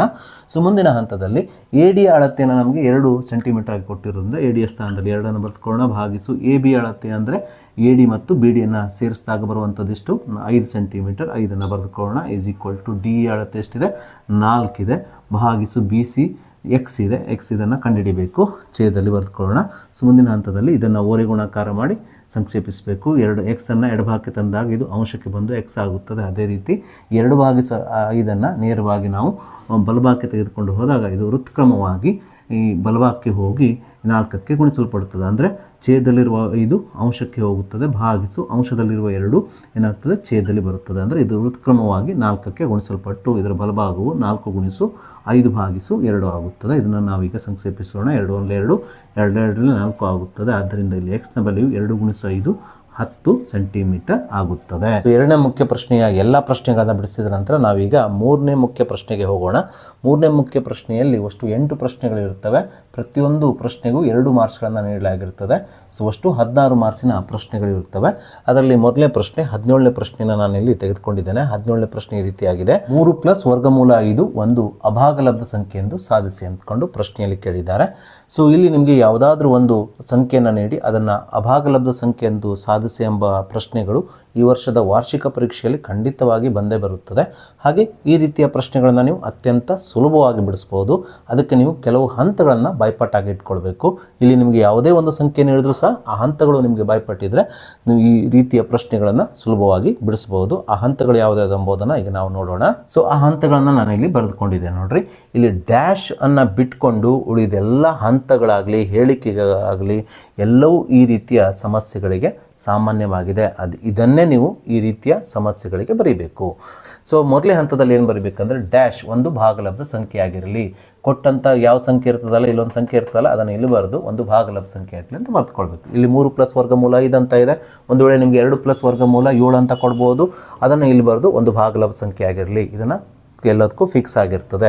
ಎರಡನೇ ಹಂತದಲ್ಲಿ ಇಲ್ಲಿ ಯಾವ ಸಂಖ್ಯೆ ಇರ್ತಲ್ಲ ಅದನ್ನು ಇಲ್ಲಿ ಬರೀಬೇಕು. = a/b. ಇದು a/b ಫಿಕ್ಸ್ ಆಗಿರ್ತದೆ. a/b, a ಮತ್ತು bಗಳು ಸಹ ಅವಿಭಾಜ್ಯ ಸಂಖ್ಯೆಗಳು. b ≠ 0. ಇದು ಕಾಮನ್ ಆಗಿ ಎಲ್ಲದಕ್ಕೂ ಬರೀಬೇಕಾಗ್ತದೆ. ಇಲ್ಲಿ ಡ್ಯಾಶ್ ಇದ್ದಲ್ಲಿ ಏನು ತುಂಬಬೇಕು? 3 + ವರ್ಗಮೂಲ ಇದನ್ನು ತುಂಬಬೇಕಾಗ್ತದೆ. ಸೊ ನಂತರ ಈ ವರ್ಗಮೂಲ ಚಿಹ್ನೆಯನ್ನು ಹೊಂದಿರುವ ಸಂಖ್ಯೆನ ಇಲ್ಲಿ ಇಟ್ಕೊಂಡು ವರ್ಗಮೂಲ ಚಿಹ್ನೆಯನ್ನು ಹೊಂದಿರದ ಸಂಖ್ಯೆಯನ್ನು ಬಲಭಾಗಕ್ಕೆ ಸ್ಥಳಾಂತರಿಸಬೇಕಾಗ್ತದೆ ಈ ಹಂತದಲ್ಲಿ. ನಂತರ ವರ್ಗಮೂಲ ಚಿಹ್ನೆಯನ್ನು ಹೊಂದಿರುವ ಸಂಖ್ಯೆಯಲ್ಲಿ ಇಟ್ಕೊಂಡು ಈ ವರ್ಗಮೂಲ ಚಿಹ್ನೆಯನ್ನು ಹೊಂದಿರದ ಸಂಖ್ಯೆಯನ್ನು ಬಲಭಾಗಕ್ಕೆ ಸ್ಥಳಾಂತರಿಸಿರಲ್ಲ, ಆ ಸ್ಥಳಾಂತರಿಸಿದ ನಂತರ ಇಲ್ಲಿ ನಾವು ಈ ಹಂತದಲ್ಲಿ ಅದನ್ನು ಸಂಕ್ಷೇಪಿಸ್ಕೊಳ್ಬೇಕು. ಅದಕ್ಕಾಗಿ ಡ್ಯಾಶನ್ನು ಬಿಟ್ಟಿದ್ದಾನೆ. ನೀವು ತುಂಬಬೇಕಾಗಿದ್ದು ಇಲ್ಲಿ ಡ್ಯಾಶ್ ಮಾತ್ರ, ಉಳಿದೆಲ್ಲವೂ ಸೇಮ್ ಎಲ್ಲ ಪ್ರಾಬ್ಲಮ್ಗಳಿಗೂ. ಸೊ ಮುಂದಿನ ಹಂತದಲ್ಲಿ ಈ ವರ್ಗಮೂಲ ಚಿಹ್ನೆಯನ್ನು ಹೊಂದಿರುವ ಒಂದು ಸಂಖ್ಯೆಯನ್ನು ಇಲ್ಲಿ ಬರೆದು ಇದು ಒಂದು ಅಭಾಗಲಬ್ಧ ಸಂಖ್ಯೆ ಆಗಿದೆ. ಇದು ಕಾಮನ್ ಇದೆ ಎಲ್ಲದಕ್ಕೂ, ಎಲ್ಲ ಪ್ರಾಬ್ಲಮ್ಗಳಿಗೂ.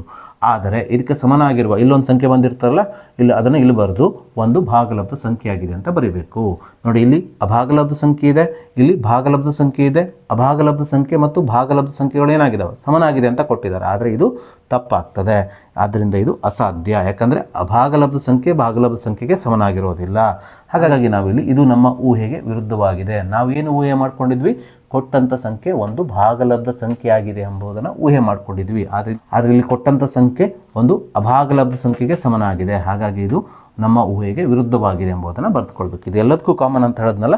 ತದನಂತರ ಇಲ್ಲಿ ಡ್ಯಾಶ್ ಬಿಟ್ಟಲ್ಲಿ ಕೊಟ್ಟಂಥ ಸಂಖ್ಯೆನ ಇಲ್ಲಿ ತುಂಬಿಕೊಳ್ಬೇಕು. ಒಂದು ಭಾಗಲಬ್ಧ ಸಂಖ್ಯೆ ಎಂಬ ನಮ್ಮ ಊಹೆ ತಪ್ಪಾಗಿದೆ ಅಂತ ಬರೆದುಕೊಳ್ಬೇಕು. ಇದು ಎಲ್ಲದಕ್ಕೂ ಕಾಮನ್ ಆಗಿದೆ. ಯಾಕಂದರೆ ಕೊಟ್ಟಂಥ ಸಂಖ್ಯೆ ನಾವು ಇಲ್ಲಿ ಮೊದಲಿಗೆ ಏನು ಮಾಡ್ಕೊಂಡಿದ್ವಿ, ಭಾಗಲಬ್ಧ ಸಂಖ್ಯೆ ಅಂತ ಊಹಿಸ್ಕೊಂಡಿದ್ವಿ. ಆದರೆ ಇದಕ್ಕೇನಾಗಿದೆ ಅಂದರೆ ಕೊಟ್ಟಂಥ ಸಂಖ್ಯೆ ಏನಾಗಿದೆ, ಅಭಾಗಲಬ್ಧ ಸಂಖ್ಯೆ ಆಗಿದೆ. ಹಾಗಾಗಿ ಇಲ್ಲಿ ಒಂದು ಭಾಗಲಬ್ಧ ಸಂಖ್ಯೆ ಎಂಬ ನಮ್ಮ ಊಹೆ ತಪ್ಪಾಗಿದೆ ಅಂತ ಬರೆದು ಕೊನೆಯಲ್ಲಿ ಈ ಕೊಟ್ಟಂಥ ಸಂಖ್ಯೆಯನ್ನೇ ಬರೆದು ಇಲ್ಲಿ ಒಂದು ಅಭಾಗಲಬ್ಧ ಸಂಖ್ಯೆ ಆಗಿದೆ ಅಂತ ಬರೆದು ಇದನ್ನು ಸಾಧಿಸಬೇಕು. ಸೊ ಇಷ್ಟು ಅಂಶವನ್ನು ತಿಳಿದುಕೊಂಡ ನಂತರ ನೀವೀಗ ಈ ರೀತಿಯ ಯಾವುದೇ ಪ್ರಶ್ನೆಯನ್ನು ಬಿಡಿಸ್ಬೋದು. ನಾವೀಗ ಪ್ರಿಪರೇಟರಿ ಎಕ್ಸಾಮಲ್ಲಿ ಬಂದಿರುವ ಈ ಸಂಖ್ಯೆಯನ್ನು ತೆಗೆದುಕೊಂಡು ಇದನ್ನು ಸಾಧಿಸೋಣ. ಸೊ ಇಲ್ಲಿ ಬಿಟ್ಟ ಸ್ಥಳದಲ್ಲಿ ಏನು ತುಂಬಬೇಕ್ರಿ, 3 + ವರ್ಗಮೂಲ 5 ಒಂದು ಭಾಗಲಬ್ಧ ಸಂಖ್ಯೆ ಆಗಿರಲಿ. ಇದೆಲ್ಲದಕ್ಕೂ ಕಾಮನ್ ಆಗಿದೆ. ಸೊ ಎರಡನೇ ಹಂತದಲ್ಲಿ ಬಿಟ್ಟ ಸ್ಥಳದಲ್ಲಿ ಏನು ತುಂಬಬೇಕು, ಇದೇ ಸಂಖ್ಯೆನ ತುಂಬಬೇಕು. 3 + ವರ್ಗಮೂಲ 5 = A/B. ಎ ಮತ್ತು ಬಿಗಳು ಸಹ ಅವಿಭಾಜ್ಯಗಳು. B ≠ 0. ಇವೆಲ್ಲದಕ್ಕೂ ಕಾಮನ್ ಆಗಿದೆ. ಇದಷ್ಟೇ ನೀವು ತುಂಬಬೇಕಾಗಿದೆ, ಚೇಂಜ್ ಮಾಡಬೇಕಾಗಿದೆ. ತದನಂತರ ಇಲ್ಲಿ ವರ್ಗಮೂಲ ಚಿಹ್ನೆ ಒಳಗಡೆ ಯಾವ ಸಂಖ್ಯೆ ಇದೆ, 5 ಇದೆ. 5ಅನ್ನು ಇಲ್ಲಿ ಬರೆದುಕೊಳ್ಬೇಕು. ವರ್ಗಮೂಲ ಅಲ್ಲದ ಸಂಖ್ಯೆಯನ್ನು ಬಲಭಾಗಕ್ಕೆ ಸ್ಥಳಾಂತರಿಸಬೇಕು. ಇಲ್ಲಿ ವರ್ಗಮೂಲ ಚಿಹ್ನೆಯನ್ನು ಹೊಂದಿರದ ಸಂಖ್ಯೆ ಯಾವುದು, 3. 3ಅನ್ನು ಬಲಭಾಗಕ್ಕೆ ಸ್ಥಳಾಂತರಿಸಿದಾಗ +3 ಏನಾಗ್ತದೆ, -3 ಆಗ್ತದೆ. ತದನಂತರ ಮುಂದಿನ ಹಂತದಲ್ಲಿ ವರ್ಗಮೂಲ ಚಿಹ್ನೆಯ ಒಳಗಡೆ 5 ಇದೆ. 5ಅನ್ನು ಬರ್ಕೊಳ್ರಿ. ಇದನ್ನು ಸಂಕ್ಷೇಪಿಸಿ ಎಯನ್ನು ಬರ್ಕೊಳ್ರಿ. -3 × B ಅಂದರೆ 3B ಆಗ್ತದೆ, ಭಾಗಿಸು B ಅಂತ ಬರ್ಕೊಳ್ಬೇಕು. ಇಲ್ಲಿ ಓರೆ ಗುಣಾಕಾರ ಮಾಡಿ ಗುಣಿಸ್ಕೊಳ್ಬೇಕಷ್ಟೇ. ಸೊ ಇಷ್ಟೇ ಕ್ಯಾಲ್ಕುಲೇಷನ್ ಇರೋದು ನೋಡಿ. ಎರಡೇ ಹಂತದಲ್ಲಿ ಕ್ಯಾಲ್ಕುಲೇಷನ್ ಇದೆ. ಉಳಿದ ಎಲ್ಲವೂ ಕಾಮನ್ ಆಗಿದೆ. ಅಂದರೆ ಇದೇ ವಾಕ್ಯಗಳನ್ನು ನೀವು ಬರೀತಾ ಹೋದ್ರೆ ಆಯ್ತು. ಈಗ ಸೊ ಇಲ್ಲಿ ವರ್ಗಮೂಲ ಚಿಹ್ನೆ ಒಳಗಡೆ ಏನಿದೆ, 5ಅನ್ನು ಬರೆದುಕೊಳ್ರಿ. ಒಂದು ಅಭಾಗಲಬ್ಧ ಸಂಖ್ಯೆ ಆಗಿದೆ. ಇದು ಕಾಮನ್ ಆಗಿದೆ ಎಲ್ಲದಕ್ಕೂ. ತದನಂತರ ಆದರೆ ಇದಕ್ಕೆ ಸಮನಾಗಿರುವ ಯಾವ ಸಂಖ್ಯೆ, A - 3B/B ಒಂದು ಭಾಗಲಬ್ಧ ಸಂಖ್ಯೆ ಆಗಿದೆ. ಇದು ಭಾಗಲಬ್ಧ ಸಂಖ್ಯೆ, ಇದು ಅಭಾಗಲಬ್ಧ ಸಂಖ್ಯೆ. ಭಾಗಲಬ್ಧ ಸಂಖ್ಯೆ ಅಭಾಗಲಬ್ಧ ಸಂಖ್ಯೆಗೆ ಸಮನಾಗಿರುವುದಿಲ್ಲ. ಹಾಗಾಗಿ ಇದು ಅಸಾಧ್ಯ ಅಂತ ಬರೆದುಕೊಳ್ಬೇಕು. ಇದು ಕಾಮನ್ ಎಲ್ಲದಕ್ಕೂ. ಇದು ನಮ್ಮ ಊಹೆಗೆ ವಿರುದ್ಧವಾಗಿದೆ. ನಾವೇನು ಊಹೆ ಮಾಡ್ಕೊಂಡಿದ್ವಿ, ಕೊಟ್ಟಂಥ ಸಂಖ್ಯೆ ಏನಾಗಿದೆ, ಭಾಗಲಬ್ಧ ಸಂಖ್ಯೆ ಆಗಿರಲಿ ಅಂತ ಊಹೆ ಮಾಡ್ಕೊಂಡಿದ್ವಲ್ಲ. ಆದರೆ ಇದೇನಾಯ್ತು, ಈಗ ಒಂದು ಅಭಾಗಲಬ್ಧ ಸಂಖ್ಯೆಗೆ ಸಮನಾಯಿತು. ಹಾಗಾಗಿ ಇದು ನಮ್ಮ ಊಹೆಗೆ ವಿರುದ್ಧವಾಗಿದೆ.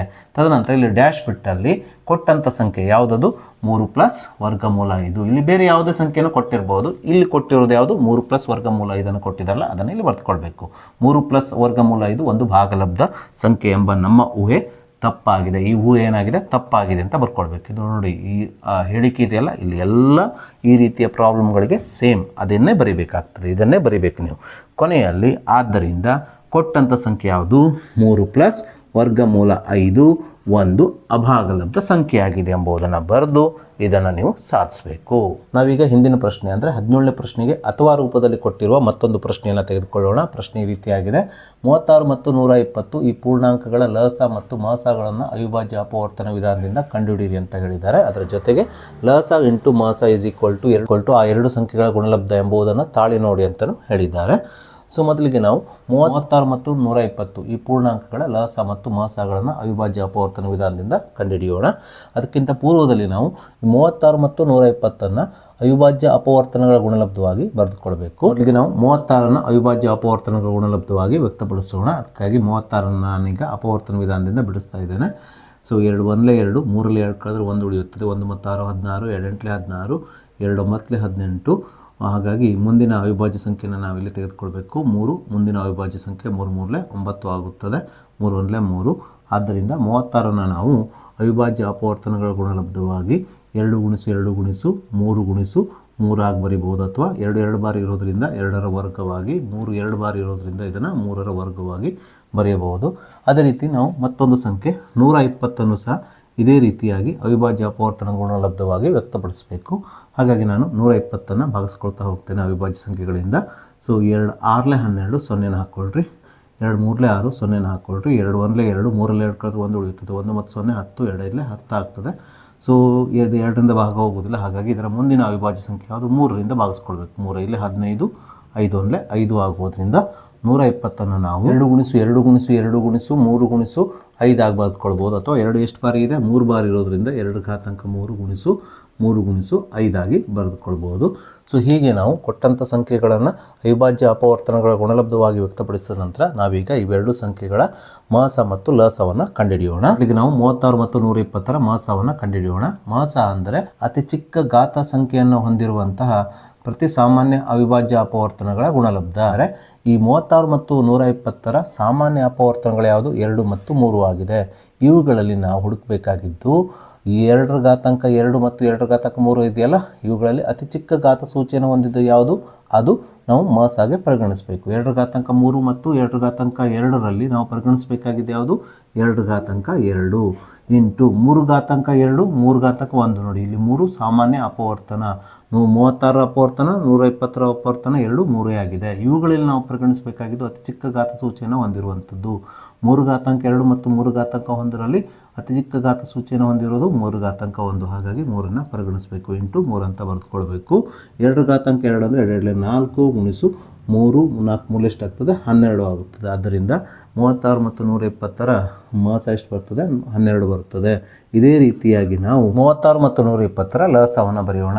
ಲಸ ಅಂದರೆ ಕೊಟ್ಟಂಥ ಸಂಖ್ಯೆಗಳ ಅತಿ ಹೆಚ್ಚು ಘಾತ ಸೂಚಿಯನ್ನು ಹೊಂದಿರುವಂಥ ಅಪವರ್ತನಗಳ ಗುಣಲಬ್ಧ. ಅಂದರೆ ಈ ಎರಡೂ ಸಂಖ್ಯೆಗಳಲ್ಲಿ ಸಾಮಾನ್ಯವಾಗಿ ಅಪವರ್ತನಗಳಿದ್ದರೆ ಅವುಗಳಲ್ಲಿ ನಾವು ಅತಿ ಹೆಚ್ಚು ಘಾತ ಸೂಚಿಯನ್ನು ಹೊಂದಿರುವ ಆ ಸಂಖ್ಯೆಯನ್ನು ಏನು ಮಾಡಬೇಕಂದ್ರೆ ಲಸವನ್ನು ಬರೀಬೇಕಾದ್ರೆ ಪರಿಗಣಿಸಬೇಕು. ನೋಡಿ, 2 2 ಯಾವುದನ್ನು ತೆಗೆದುಕೊಳ್ಬೇಕು, 2 ತದನಂತರ 3 ಮತ್ತು 3 ಯಾವುದನ್ನು ತೆಗೆದುಕೊಳ್ಬೇಕು, 3 ಅದೇ ರೀತಿ ಎಲ್ಲ ಅಪವರ್ತನಗಳನ್ನು ನಾವು ಲಸವನ್ನು ಬರೀಬೇಕಾದ್ರೆ ತೆಗೆದುಕೊಳ್ಬೇಕಾಗಿದ್ದರಿಂದ ಇಲ್ಲಿ 5 ಸಹ ನಾವು ಪರಿಗಣಿಸಬೇಕಾಗ್ತದೆ. ಗುಣಿಸು 5 ಅಂತ ಬರೆದುಕೊಳ್ಬೇಕು.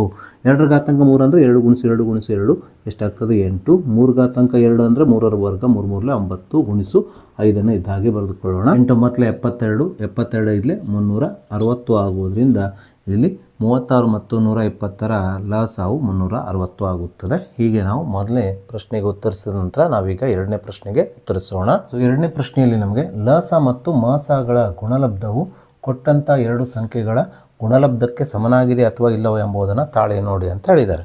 ಸೊ ಹಾಗಾಗಿ ನಾನಿಲ್ಲಿ ಲಸ ಇಂಟು ಮಾಸ ಈಸ್ ಈಕ್ವಲ್ ಟು ಆ ಎರಡು ಸಂಖ್ಯೆಗಳಲ್ಲಿ ಮೊದಲನೇ ಸಂಖ್ಯೆಯನ್ನು ಎ ಆಗಿ ಎರಡನೇ ಸಂಖ್ಯೆಯನ್ನು ಬಿ ಆಗಿ ತೆಗೆದುಕೊಂಡಿದ್ದೇನೆ. ಸೊ ಇಲ್ಲಿ ಬಂದಂಥ ಲಸ ಎಷ್ಟಿದೆ ಅಂದರೆ 360 ಗುಣಿಸು ಮಾಸ ಎಷ್ಟಿದೆ ಅಂದರೆ 12 ಆಗಿದೆ. ಈಸ್ ಈಕ್ವಲ್ಸ್ ಟು ಮೊದಲನೇ ಸಂಖ್ಯೆ 36 ಇಂಟು ಎರಡನೇ ಸಂಖ್ಯೆ ಎಷ್ಟಿದೆ 120 ಇದೆ. ಇಲ್ಲಿ ನಾವು 360 ಮತ್ತು 12 ಗುಣಿಸಿದಾಗ ಬರುವಂಥ ಗುಣಲಬ್ಧ 4320. ಅದೇ ರೀತಿ 36 ಮತ್ತು 120 ಗುಣಿಸಿದಾಗಲೂ ಸಹ ಅಷ್ಟೇ ಉತ್ತರ ಬಂದಿರ್ತದೆ. ಹಾಗಾಗಿ ಲಸ ಇಂಟು ಮಾಸಗಳ ಗುಣಲಬ್ಧವು ಆ ಎರಡು ಸಂಖ್ಯೆಗಳ ಗುಣಲಬ್ಧ ಅಂದರೆ ಕೊಟ್ಟಂಥ ಸಂಖ್ಯೆಗಳಾದ 36 ಮತ್ತು 120 ಸಂಖ್ಯೆಗಳ ಗುಣಲಬ್ಧಕ್ಕೆ ಇಲ್ಲಿ ಸಮನಾಗಿದೆ. ನಾವೀಗ 18ನೇ ಪ್ರಶ್ನೆಯನ್ನು ತೆಗೆದುಕೊಳ್ಳೋಣ. ಪ್ರಶ್ನೆ ಈ ರೀತಿಯಾಗಿದೆ: ಕೊಟ್ಟಿರುವ ರೇಖಾತ್ಮಕ ಸಮೀಕರಣಗಳ ಜೋಡಿಗಳನ್ನು ವರ್ಜಿಸುವ ವಿಧಾನದಿಂದ ಬಿಡಿಸಿ ಅಂತ ಹೇಳಿ ನಮಗೆ ಇಲ್ಲಿ ಎರಡು ಸಮೀಕರಣಗಳನ್ನು ಕೊಟ್ಟಿದ್ದಾರೆ. ಮೊದಲನೇ ಸಮೀಕರಣ 2x + y = 10. ಎರಡನೇ ಸಮೀಕರಣ x - y = 2. ನಾವೀಗ ಈ ಎರಡು ಸಮೀಕರಣಗಳನ್ನು ವರ್ಜಿಸುವ ವಿಧಾನದಿಂದ ಬಿಡಿಸೋಣ. ಇವೆರಡು ಸಮೀಕರಣಗಳನ್ನು ನಾವು ವರ್ಜಿಸುವ ವಿಧಾನದಿಂದ ಬಿಡಿಸಬೇಕಾಗಿದ್ದರಿಂದ ಮೊದಲಿಗೆ ನಾವು ಈ ಎರಡು ಸಮೀಕರಣಗಳನ್ನು ಕೂಡಿಸಿಕೊಳ್ಳೋಣ. ಕೂಡಿಸಿಕೊಂಡಾಗ ಈ ಎರಡು ಸಮೀಕರಣದಲ್ಲಿರುವಂಥ y ಚರಾಕ್ಷರ ಕ್ಯಾನ್ಸಲ್ ಆಗ್ತದೆ. ಯಾಕಂದರೆ ಮೊದಲನೇ ಸಮೀಕರಣದಲ್ಲಿ ನಮಗೆ +1y ಅಂತ ಇದೆ, ಎರಡನೇ ಸಮೀಕರಣದಲ್ಲಿ -1y ಇರೋದ್ರಿಂದ ಇವೆರಡನ್ನು ಕೂಡಿಸಿಕೊಂಡಾಗ +1y -1y ಕ್ಯಾನ್ಸಲ್ ಆಗುತ್ತದೆ. ಹಾಗಾಗಿ ಇವೆರಡು ಸಮೀಕರಣಗಳನ್ನು ನಾವು ಕೂಡಿಸಿಕೊಳ್ಳೋಣ. ಸೊ 2x + 1x ಎಷ್ಟಾಗ್ತದೆ ಅಂದರೆ 3x ಆಗ್ತದೆ. +y - 1y ಕ್ಯಾನ್ಸಲ್ ಆಗ್ತದೆ. ಈಸ್ ಈಕ್ವಲ್ಸ್ ಟು 10 + 2 12 ಆಗುತ್ತದೆ.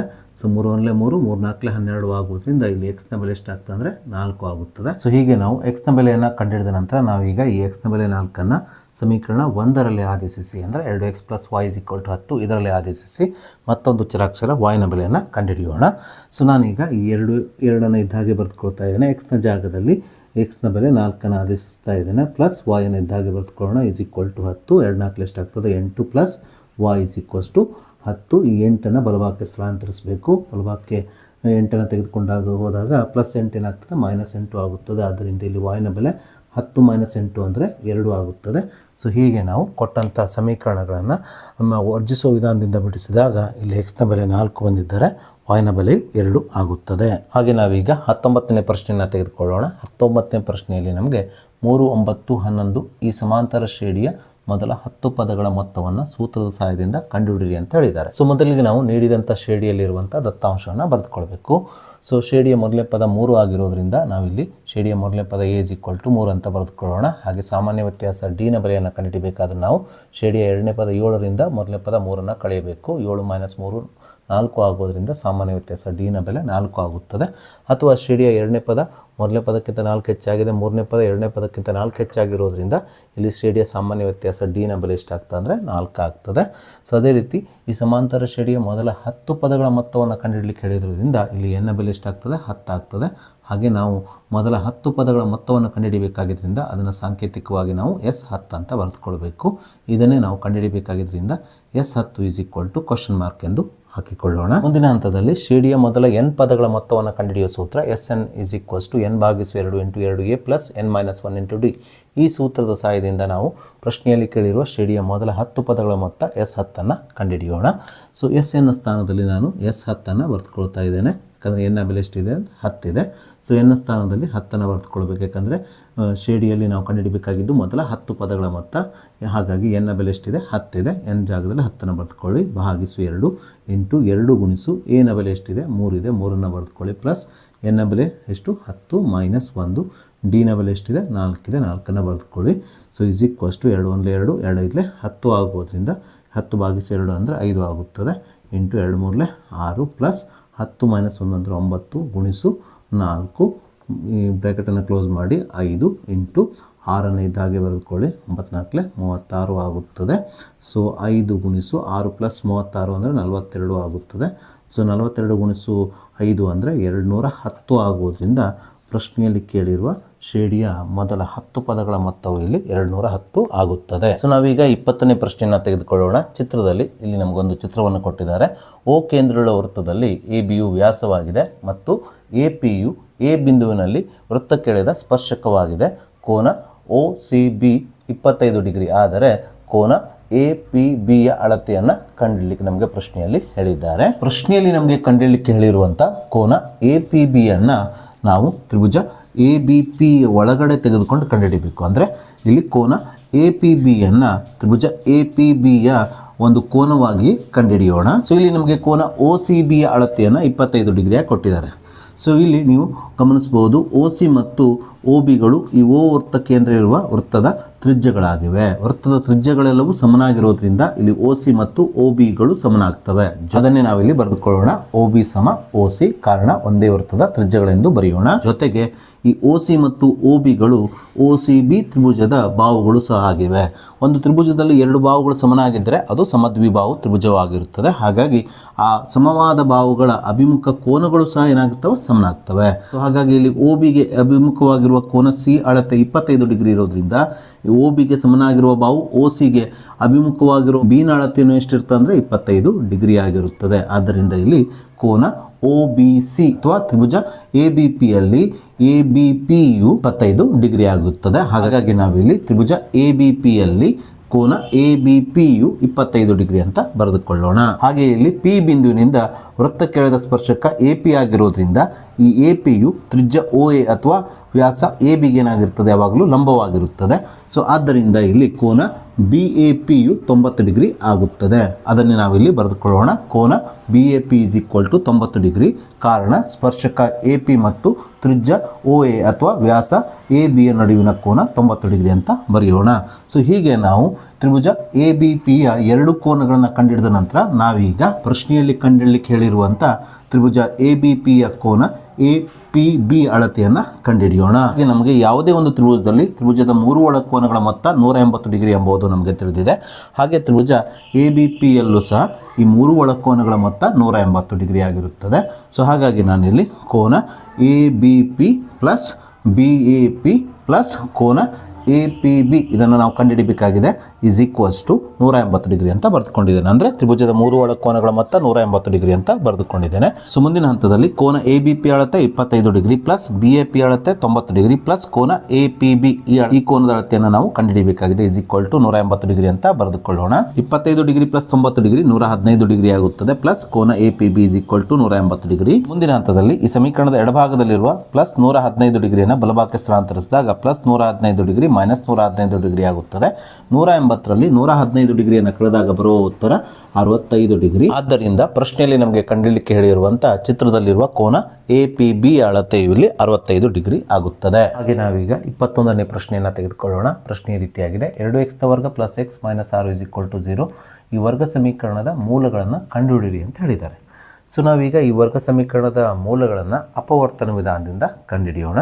ಈ ಸಮೀಕರಣದಲ್ಲಿ x ವರ್ಗದ ಸಹಗುಣಕ 2 ಆಗಿದೆ. ಹಾಗೆ ಸ್ಥಿರಾಂಕ -6 ಆಗಿದೆ. ಈ 2 ಮತ್ತು -6 ಗುಣಿಸಿಕೊಂಡಾಗ ಬರುವಂಥ ಗುಣಲಬ್ಧ -12. ಅದೇ ರೀತಿ ಮಧ್ಯದ ಪದ x ನ ಸಹಗುಣಕ ಎಷ್ಟಾಗಿದೆ ಅಂದರೆ 1 ಆಗಿದೆ. ಹಾಗಾಗಿ ನಾವಿಲ್ಲಿ ಎರಡು ಸಂಖ್ಯೆಗಳನ್ನು ಕಂಡುಹಿಡಿಬೇಕು. ಆ ಸಂಖ್ಯೆಗಳ ಗುಣಲಬ್ಧ ಎಷ್ಟು ಬಂದಿರಬೇಕಂದ್ರೆ -12 ಬಂದಿರಬೇಕು. ಯಾವ ಸಂಖ್ಯೆಗಳನ್ನು ಗುಣಿಸಿ -12 ತಂದಿರ್ತಾರಲ್ವ ಅದೇ ಸಂಖ್ಯೆಗಳನ್ನು ಕೂಡಿಸಿ ಅಥವಾ ಕಳೆದು ಮಧ್ಯದ ಪದ ಅಂದರೆ ಎಕ್ಸ್ನ ಸಹಗುಣಕ 1 ತಗೊಂಡು ಬರಬೇಕು. ಹಾಗಾಗಿ ಆ ಸಂಖ್ಯೆಗಳನ್ನು ನಾವಿಲ್ಲಿ ಹುಡುಕಬೇಕಾಗಿದೆ. ಆ ಸಂಖ್ಯೆಗಳೆಂದರೆ -3 ಮತ್ತು +4 ಆಗಿದೆ. ಯಾಕಂದರೆ -3 + 4 +1 ಬರುತ್ತದೆ. ಅದೇ ರೀತಿ ಇದೇ ಸಂಖ್ಯೆಗಳನ್ನು ಗುಣಿಸಿದಾಗ ನಮಗೆ -× +- 3 × 4 12 ಬರುತ್ತದೆ. ಹಾಗಾಗಿ ನಾವಿಲ್ಲಿ ಮಧ್ಯದ ಪದ ಎಕ್ಸನ್ನು -3x + 4x ರೂಪದಲ್ಲಿ ಬರೆಯಬೇಕಾಗ್ತದೆ. ಅಂದರೆ ಮಧ್ಯದ ಪದ ಒಡೆದು ಇದರ ಮುಂದಿನ ಹಂತವನ್ನು ನಾವು ಬರೆಯಬೇಕು.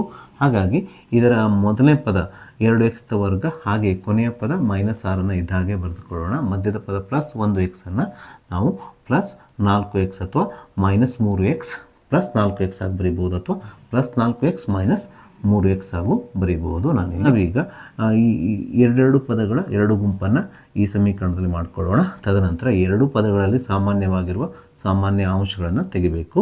ಸೊ 2 ಸಾಮಾನ್ಯ ತೆಗಿಬೋದು. ಯಾಕಂದರೆ 2 × 2 2 × 4 ಆಗೋದ್ರಿಂದ 2 ಸಾಮಾನ್ಯ ತೆಗಿಬೋದು ನಾವು. ಅದೇ ರೀತಿ ಎಕ್ಸನ್ನು ಸಾಮಾನ್ಯ ತೆಗಿಬೋದು. 2x ಸಾಮಾನ್ಯ ತೆಗೆದಾಗ ಮೊದಲನೇ ಪದದಲ್ಲಿ ಏನು ಉಳಿಯುತ್ತದೆ? ಎಕ್ಸ್ ಉಳಿಯುತ್ತದೆ. ಪ್ಲಸ್ 2 × 4 2 × 4 ಆಗಿದೆ. ಎಕ್ಸ್ ಸಾಮಾನ್ಯವಾಗಿರೋದ್ರಿಂದ ಇಲ್ಲಿ ಎಕ್ಸ್ ಇರೋದಿಲ್ಲ. ಬ್ರ್ಯಾಕೆಟನ್ನು ಕ್ಲೋಸ್ ಮಾಡಿಕೊಳ್ರಿ. ಅದೇ ರೀತಿ ಇಲ್ಲಿ ಯಾವ ಚಿಹ್ನೆ ಇದೆಯಲ್ಲ ಅದೇ ಚಿಹ್ನೆನೆಲ್ಲ ಹಾಕ್ಕೊಳ್ರಿ. ಇಲ್ಲಿ ನಾವು 3 ಸಾಮಾನ್ಯ ತೆಗಿಬೋದು. ಯಾಕಂದರೆ 3ರಿಂದ 3 ಮತ್ತು 6 ಭಾಗ ಹೋಗ್ತದೆ. ಅದೇ ರೀತಿ ಎಕ್ಸನ್ನು ಸಾಮಾನ್ಯ ತೆಗಿಲಿಕ್ಕೆ ಬರೋದಿಲ್ಲ. ಯಾಕಂದರೆ ಎಕ್ಸ್ ಇಲ್ಲಿದೆ, ಎಕ್ಸ್ ಎರಡನೇ ಪದದಲ್ಲಿ ಇಲ್ಲ. ಹಾಗಾಗಿ ಬ್ರ್ಯಾಕೆಟನ್ನು ಕ್ಲೋಸ್ ಮಾಡಿ 3 ಸಾಮಾನ್ಯ ತೆಗೆದಾಗ ಇಲ್ಲಿ ಉಳಿಯುತ್ತದೆ ಎಕ್ಸ್ ಮಾತ್ರ ಉಳಿಯುತ್ತದೆ. -× ಪ್ಲಸ್ 3 × 6 3 × 6 ಆಗುತ್ತದೆ = 0. ಸೊ ಮುಂದಿನ ಹಂತದಲ್ಲಿ ಇಲ್ಲಿ x+2 ಎರಡು ಸಲ ಇದೆಯಲ್ಲ ಅದನ್ನು ಒಮ್ಮೆ ಬರೆದುಕೊಂಡು ಮೊದಲೇ ಅಪವರ್ತನವನ್ನು ಬರೀಬೇಕು. ಇದನ್ನು ಬಿಟ್ಟು ಏನು ಉಳಿದಿದೆ? 2x - 3 ಉಳಿದಿದೆ. ಇದನ್ನು ಎರಡನೇ ಅಪವರ್ತನವಾಗಿ ಬರೆದುಕೊಳ್ಬೇಕು = 0. ಮುಂದಿನ ಹಂತದಲ್ಲಿ ಇವೆರಡು ಅಪವರ್ತನಗಳನ್ನು ಪ್ರತ್ಯೇಕವಾಗಿ 0ಗೆ ಸಮಗೊಳಿಸಬೇಕು. ಈ ಅಪವರ್ತನವನ್ನು 0ಗೆ ಸಮಗೊಳಿಸಿದಾಗ ಏನಾಗ್ತದೆ? x+2 = 0. ಈ ಅಪವರ್ತನವನ್ನು 0ಗೆ ಸಮಗೊಳಿಸಿದಾಗ ಏನಾಗ್ತದೆ? 2x - 3 = 0 ಆಗ್ತದೆ. ನಾವೀಗ ಇದನ್ನು ಎಕ್ಸ್ಗೆ ಬಿಡಿಸಬೇಕು. ಅಂದರೆ +2 ಬಲಭಾಗಕ್ಕೆ ಸ್ಥಳಾಂತರಿಸಬೇಕು. +2 ಬಲಭಾಗಕ್ಕೆ ಹೋದಾಗ -2 ಆಗುವುದರಿಂದ ಇಲ್ಲಿ ಎಕ್ಸ್ನ ಬೆಲೆ ಏನು ಬರ್ತದೆ? -2 ಬರುತ್ತದೆ. ಅದೇ ರೀತಿ ಇದನ್ನು ನಾವು ಎಕ್ಸ್ಗೆ ಸಾಲ್ವ್ ಮಾಡ್ಕೊಳ್ಬೇಕಂದ್ರೆ 2x ಎಡಭಾಗದಲ್ಲಿ ಇಟ್ಕೊಂಡು -3 ಬಲಭಾಗಕ್ಕೆ ಸ್ಥಳಾಂತರಿಸಿದಾಗ -3 + 3 ಆಗುತ್ತದೆ. ಹಾಗೆ 2 ಬಲಭಾಗಕ್ಕೆ ಸ್ಥಳಾಂತರಿಸಿದಾಗ ಈ -2 ಬಲಭಾಗಕ್ಕೆ ಹೋಗಿ -2 ಆಗುವುದರಿಂದ ಇಲ್ಲಿ ಎಕ್ಸ್ನ ಬೆಲೆ 3/2 ಆಗುತ್ತದೆ. ಹೀಗೆ ನಾವು ಕೊಟ್ಟಂಥ ಸಮೀಕರಣವನ್ನು ಅಪವರ್ತನ ವಿಧಾನದಿಂದ ಬಿಡಿಸಿದಾಗ ಇದರ ಮೂಲಗಳು -2 ಮತ್ತು 3/2 ಆಗುತ್ತವೆ. ಸೊ ಹಾಗೆ ನಾವೀಗ 21ನೇ ಪ್ರಶ್ನೆಗೆ ಅಥವಾ ರೂಪದಲ್ಲಿ ಕೊಟ್ಟಿರುವ ಮತ್ತೊಂದು 21ನೇ ಪ್ರಶ್ನೆಯನ್ನು ತೆಗೆದುಕೊಳ್ಳೋಣ. ಪ್ರಶ್ನೆ ಈ ರೀತಿಯಾಗಿದೆ: 2x² - 6x + 3 = 0. ಈ ವರ್ಗ ಸಮೀಕರಣದ ಶೋಧಕವನ್ನು ಕಂಡುಹಿಡಿಯಿರಿ ಮತ್ತು ಮೂಲಗಳ ಸ್ವಭಾವವನ್ನು ಬರೆಯಿರಿ ಅಂದ್ಕೊಂಡು ಪ್ರಶ್ನೆಯಲ್ಲಿ ಕೇಳಿದ್ದಾರೆ. ಸೊ ನಾವೀಗ ಈ ಸಮೀಕರಣವನ್ನು ಇಲ್ಲಿ ಬರೆದುಕೊಳ್ಳೋಣ. ಇಲ್ಲಿ x ವರ್ಗದ ಸಹಗುಣಕ a ಆಗಿರೋದ್ರಿಂದ ಇಲ್ಲಿ a ನ ಬೆಲೆ 2 ಆಗಿರೋದ್ರಿಂದ a = 2 ಅಂತ ಬರೆದುಕೊಳ್ಳೋಣ.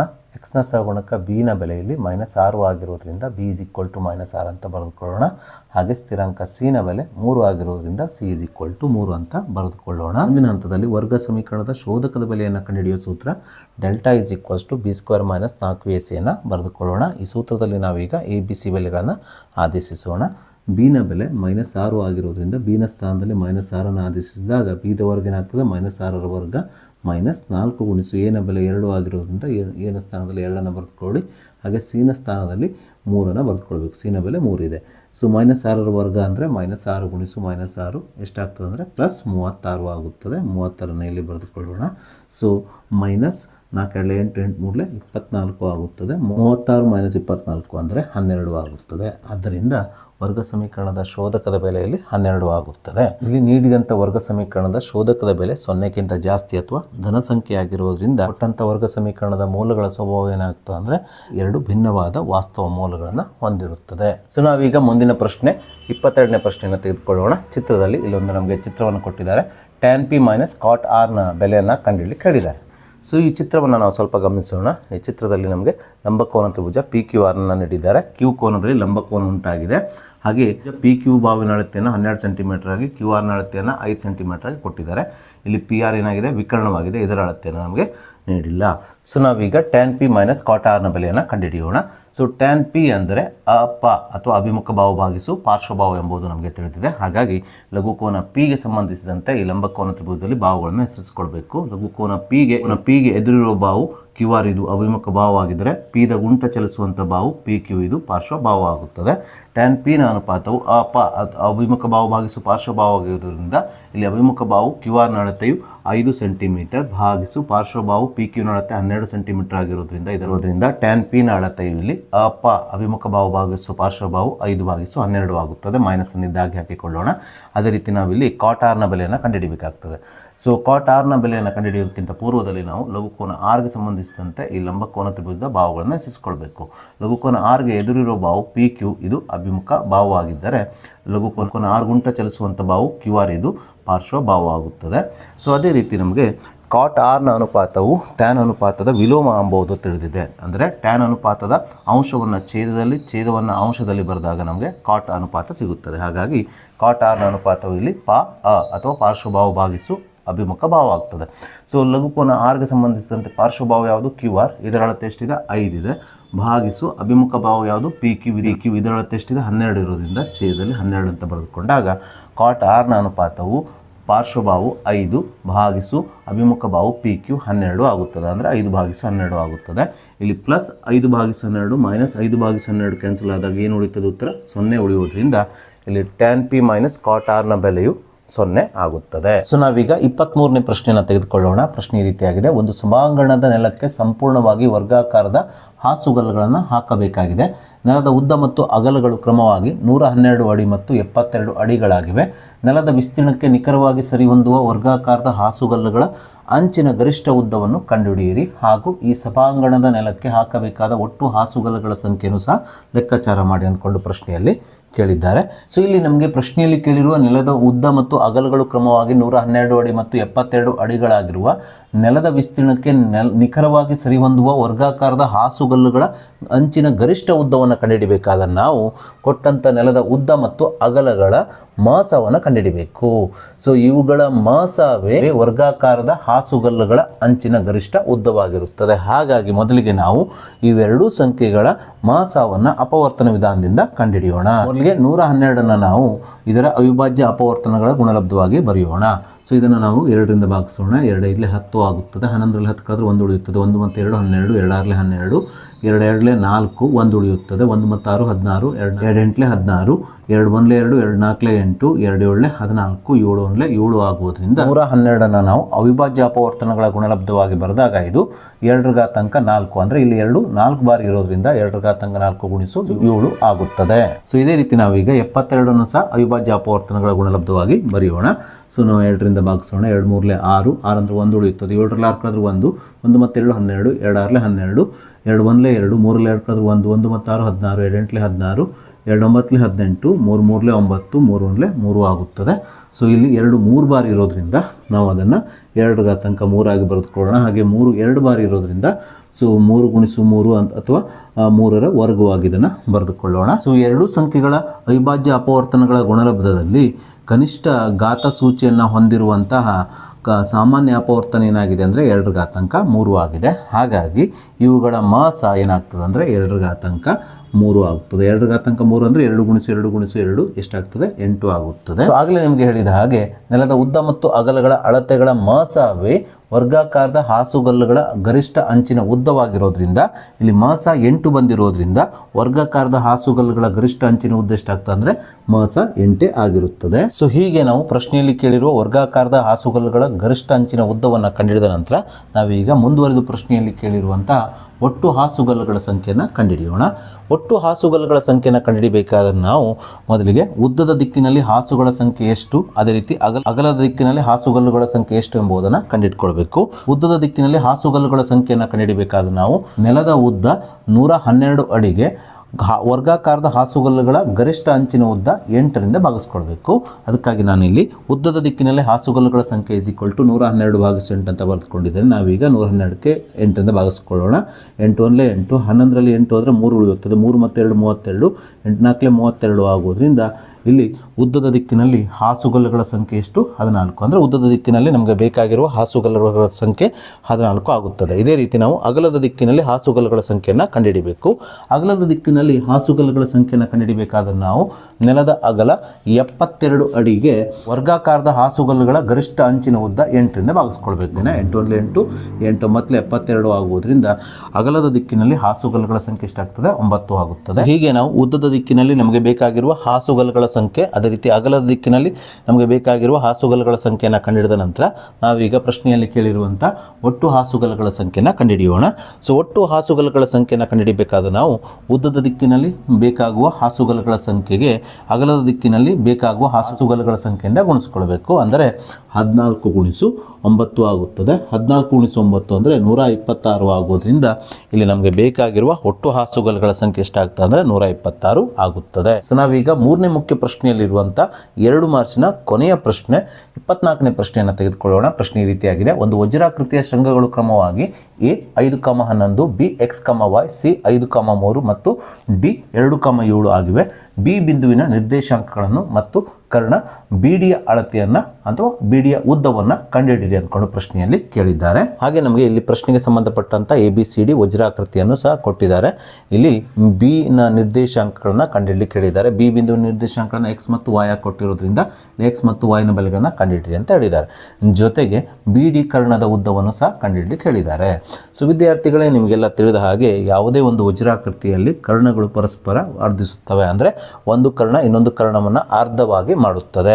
ಸೊ ಹೀಗೆ ಆ ಕರ್ಣಗಳು ಪರಸ್ಪರ ಅರ್ಧಿಸೋದ್ರಿಂದ ಇವೆರಡೂ ಕರ್ಣಗಳ ಮಧ್ಯ ಬಿಂದು ಏನಾಗಿರ್ತದೆ? ಒಂದೇ ಆಗಿರುತ್ತದೆ. ಹಾಗಾಗಿ ಇಲ್ಲಿ AC ಮತ್ತು BD ಕರ್ಣಗಳ ಮಧ್ಯ ಬಿಂದು ಏನಾಗಿದೆ? O ಆಗಿದೆ. ಸೊ ಹಾಗಾಗಿ ಇವೆರಡೂ ಕರ್ಣಗಳ ಮಧ್ಯ ಬಿಂದುಗಳು ಒಂದೇ ಆಗಿರೋದ್ರಿಂದ ನಾನಿಲ್ಲಿ ಕರ್ಣ AC ಯ ಮಧ್ಯ ಬಿಂದು = ಕರ್ಣ BD ಯ ಮಧ್ಯ ಬಿಂದು ಅಂತ ಬರೆದುಕೊಂಡಿದ್ದೇನೆ. ಸೊ ಯಾವುದೇ ಒಂದು ರೇಖಾಖಂಡದ ಮಧ್ಯ ಬಿಂದುವನ್ನು ಕಂಡುಹಿಡಿಯಬೇಕಾದ್ರೆ ನಾವು ಆ ರೇಖಾಖಂಡದ ಅಂತ್ಯ ಬಿಂದುಗಳಲ್ಲಿರುವ X ನಿರ್ದೇಶಾಂಕಗಳನ್ನು ಕೂಡಿಸ್ಕೊಂಡು 2ರಿಂದ ಭಾಗಿಸಬೇಕು. ಅದೇ ರೀತಿ Y ನಿರ್ದೇಶಾಂಕಗಳನ್ನು ಕೂಡಿಸಿ 2ರಿಂದ ಭಾಗಿಸಿ ಅದರ X ಮತ್ತು Y ನಿರ್ದೇಶಾಂಕಗಳನ್ನು ಬರೆದು ಮಧ್ಯ ಬಿಂದುವನ್ನು ಬರೀಬೇಕಾಗ್ತದೆ. ಸೊ ಇದೇ ಸೂತ್ರವನ್ನು ನಾವು ಕರ್ಣ AC ಯ ಮಧ್ಯ ಬಿಂದು, ಅದೇ ರೀತಿ ಕರ್ಣ BD ಯ ಮಧ್ಯ ಬಿಂದು O ನ ನಿರ್ದೇಶಾಂಕಗಳನ್ನು ಕಂಡುಹಿಡಲಿಕ್ಕೆ ಬಳಸ್ಕೊಳ್ಳೋಣ. ಮೊದಲಿಗೆ ನಾವು ಕರ್ಣ AC ಯ ಮಧ್ಯ ಬಿಂದುವನ್ನು ಅಂದರೆ O ನ ನಿರ್ದೇಶಾಂಕಗಳನ್ನು ಬರೆಯೋಣ. ಸೊ ಕರ್ಣ AC ಯ ಮಧ್ಯ ಬಿಂದು O ಆಗಿರೋದ್ರಿಂದ ಇದರ X ನಿರ್ದೇಶಾಂಕಗಳನ್ನು ಕಂಡುಹಿಡಬೇಕಾದ್ರೆ ನಾವು ಇದರ ಅಂತ್ಯ ಬಿಂದುಗಳಲ್ಲಿರುವ X ನಿರ್ದೇಶಾಂಕಗಳಾದ 5 ಮತ್ತು 5ನ್ನು ಕೂಡಿಸಿ ಎಷ್ಟಿಂದ ಭಾಗಿಸ್ಕೊಳ್ಬೇಕು? 2ರಿಂದ ಭಾಗಿಸ್ಕೊಳ್ಬೇಕು. ಇದು ಮಧ್ಯಬಿಂದು O ನ X ನಿರ್ದೇಶಾಂಕ ಆಯಿತು. ಈ ಮಧ್ಯಬಿಂದು O ನ Y ನಿರ್ದೇಶಾಂಕಗಳನ್ನು ಕಂಡುಹಿಡಬೇಕಾದ್ರೆ ನಾವು ಈ ಅಂತ್ಯ ಬಿಂದುಗಳಲ್ಲಿರುವ Y ನಿರ್ದೇಶಾಂಕಗಳಾದ 11 ಮತ್ತು 3ನ್ನು ಕೂಡಿಸಿ ಎಷ್ಟಿಂದ ಭಾಗಿಸ್ಕೊಳ್ಬೇಕು? 2ರಿಂದ ಭಾಗಿಸ್ಕೊಳ್ಬೇಕಾಯಿತು. ಹೀಗೆ ಬರೆದಾಗ ಇದು ಕರ್ಣ AC ಯ ಮಧ್ಯಬಿಂದು O ನ ನಿರ್ದೇಶಾಂಕಗಳಾಯಿತು.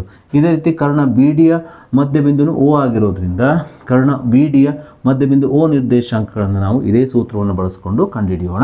ಕರ್ಣ BD ಯ ಮಧ್ಯಬಿಂದು O ನ ನಿರ್ದೇಶಾಂಕಗಳನ್ನು ಕಂಡುಹಿಡಿಯಬೇಕಾದ್ರೆ ನಾವು ಈ BD ಯ ಅಂತ್ಯಬಿಂದುಗಳಲ್ಲಿರುವಂತಹ X ನಿರ್ದೇಶಾಂಕಗಳಾದ 2 ಮತ್ತು X ಅನ್ನು ಕೂಡಿಸಿ 2ರಿಂದ ಭಾಗಿಸಿ ಈ O ನ X ನಿರ್ದೇಶಾಂಕವನ್ನು ಬರೀಬೇಕು. ಅದೇ ರೀತಿ Y ನಿರ್ದೇಶಾಂಕವನ್ನು ಬರೀಬೇಕಾದರೆ ಇವೆರಡು ಬಿಂದುಗಳ Y ನಿರ್ದೇಶಾಂಕಗಳಾದ 7 ಮತ್ತು Y ಅನ್ನು ಕೂಡಿಸಿ 2ರಿಂದ ಭಾಗಿಸ್ಕೊಂಡು ಈ ಮಧ್ಯ ಬಿಂದುವಿನ ನಿರ್ದೇಶಾಂಕಗಳನ್ನು ಮತ್ತೊಂದು ರೀತಿಯಲ್ಲಿ ಬರೆದುಕೊಳ್ಳಬೇಕು. ಸೊ ಮುಂದಿನ ಹಂತದಲ್ಲಿ ಈ 5 ಮತ್ತು 5ನ್ನು ಕೂಡಿಸಿದಾಗ ಎಷ್ಟು ಬರ್ತದೆ? 10 ಬರ್ತದೆ. ಭಾಗಿಸು 2ನ್ನು ಬರೆದುಕೊಳ್ಳೋಣ.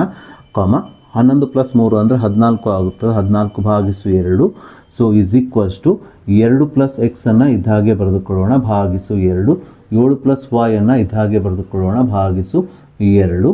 ಸೊ 2 1 2, 2 5 10 ಆಗುತ್ತದೆ. 2 1 2, 2 7 14 ಆಗೋದ್ರಿಂದ ಇಲ್ಲಿ ಎಷ್ಟು ಉಳಿಯುತ್ತದೆ? 5, 7 ಉಳಿಯುತ್ತದೆ. = ಇಲ್ಲಿ ಬಲಭಾಗದಲ್ಲಿ 2 + X ಭಾಗಿಸು 2, 7 + Y ಭಾಗಿಸು 2ನ್ನು ಇದ್ದಾಗೆ ಬರೆದುಕೊಳ್ಳೋಣ. ಸೊ ಮುಂದಿನ ಹಂತದಲ್ಲಿ ಈ ಎರಡು ನಿರ್ದೇಶಾಂಕಗಳ X ನಿರ್ದೇಶಾಂಕಗಳನ್ನು ಸಮಗೊಳಿಸಿ ಒಂದು ಸಮೀಕರಣವನ್ನು ಮಾಡ್ಕೊಳ್ಬೇಕು. ಅದೇ ರೀತಿ Y ನಿರ್ದೇಶಾಂಕಗಳನ್ನು ಸಮಗೊಳಿಸಿ ಮತ್ತೊಂದು ಸಮೀಕರಣವನ್ನು ಮಾಡ್ಕೊಳ್ಬೇಕು.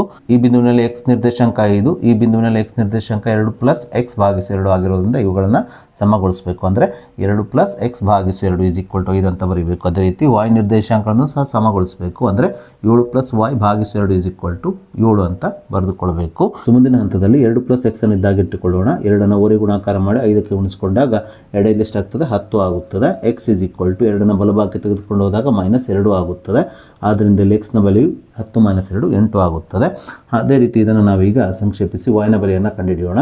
7 + y ಅನ್ನು ಇದ್ದಾಗಿ ಬರೆದುಕೊಳ್ಳೋಣ. 7 × 2 ಇವೆರಡು ಓರೆ ಗುಣಾಕಾರ ಮಾಡಿ ಗುಣಿಸಿಕೊಂಡಾಗ 2 7 ಎಷ್ಟಾಗ್ತದೆ 14 ಆಗುತ್ತದೆ. y = 14. ಈ +7ನ ಬಲಭಾಗಕ್ಕೆ ತೆಗೆದುಕೊಂಡು ಹೋದಾಗ -7 ಆಗುತ್ತದೆ. ಅದರಿಂದ ಇಲ್ಲಿ y ನ ಬೆಲೆಯು 14 - 7 ಅಂದರೆ 7 ಆಗುತ್ತದೆ. ಆದ್ದರಿಂದ ಕೊಟ್ಟಂಥ ವಜ್ರಾಕೃತಿಯಲ್ಲಿರುವ ಬಿ ಬಿಂದುವಿನ ನಿರ್ದೇಶಾಂಕಗಳು ಇಲ್ಲಿ x ಅಂದರೆ 8, y ಅಂದರೆ 7 ಆಗಿದೆ. ಅಂದರೆ b 8, 7 ಆಗಿದೆ. ಸೊ ಹೀಗೆ ನಾವು ಬಿ ಬಿಂದುವಿನ ನಿರ್ದೇಶಾಂಕಗಳನ್ನು ಕಂಡುಹಿಡಿದ ನಂತರ ನಾವೀಗ BD ಕರ್ಣದ ಉದ್ದವನ್ನು ದೂರದ ಸೂತ್ರವನ್ನು ಬಳಸಿಕೊಂಡು ಕಂಡುಹಿಡಿಯೋಣ. ಅದಕ್ಕೋಸ್ಕರ ನಾನಿಲ್ಲಿ BD = ದೂರದ ಸೂತ್ರ ವರ್ಗಮೂಲ x2 - x1 ವರ್ಗ ಪ್ಲಸ್ y2 - y1 ಸಂಪೂರ್ಣ ವರ್ಗ ಅಂತ ಬರೆದುಕೊಂಡಿದ್ದೇನೆ. ಸೊ ನಾನು ಇಲ್ಲಿ BD ಕರ್ಣದಲ್ಲಿ D ಬಿಂದುವಿನ ನಿರ್ದೇಶಾಂಕಗಳನ್ನು x1, y1 ಆಗಿ ತೆಗೆದುಕೊಳ್ತಾ ಇದ್ದೇನೆ. ಅದೇ ರೀತಿ B ಬಿಂದುವಿನ ನಿರ್ದೇಶಾಂಕಗಳನ್ನು x2, y2 ಆಗಿ ತೆಗೆದುಕೊಳ್ತಾ ಇದ್ದೇನೆ. ಸೊ ನಾವೀಗ ಈ ಸೂತ್ರದಲ್ಲಿ x2, x1, y2, y1 ನ ಬೆಲೆಗಳನ್ನು ಆದೇಶಿಸೋಣ.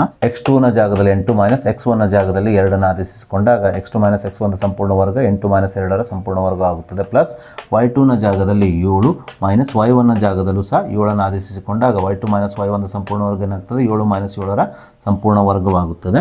ಸೊ ಮುಂದಿನ ಹಂತದಲ್ಲಿ ಇದನ್ನು ಸಂಕ್ಷೇಪಿಸೋಣ. 8 - 2 ಅಂದರೆ 6 ಆಗುತ್ತದೆ. 6ರ ವರ್ಗವಾಗುತ್ತದೆ. ಪ್ಲಸ್ 7 - 7 ಅಂದರೆ 0, 0ಯ ವರ್ಗವಾಗುತ್ತದೆ. ಸೊ ಇಲ್ಲಿ ಈ 0ಯ ವರ್ಗಕ್ಕೆ ಬೆಲೆ ಇಲ್ಲ, ಹಾಗಾಗಿ 0ನ ಇಗ್ನೋರ್ ಮಾಡಬಹುದು.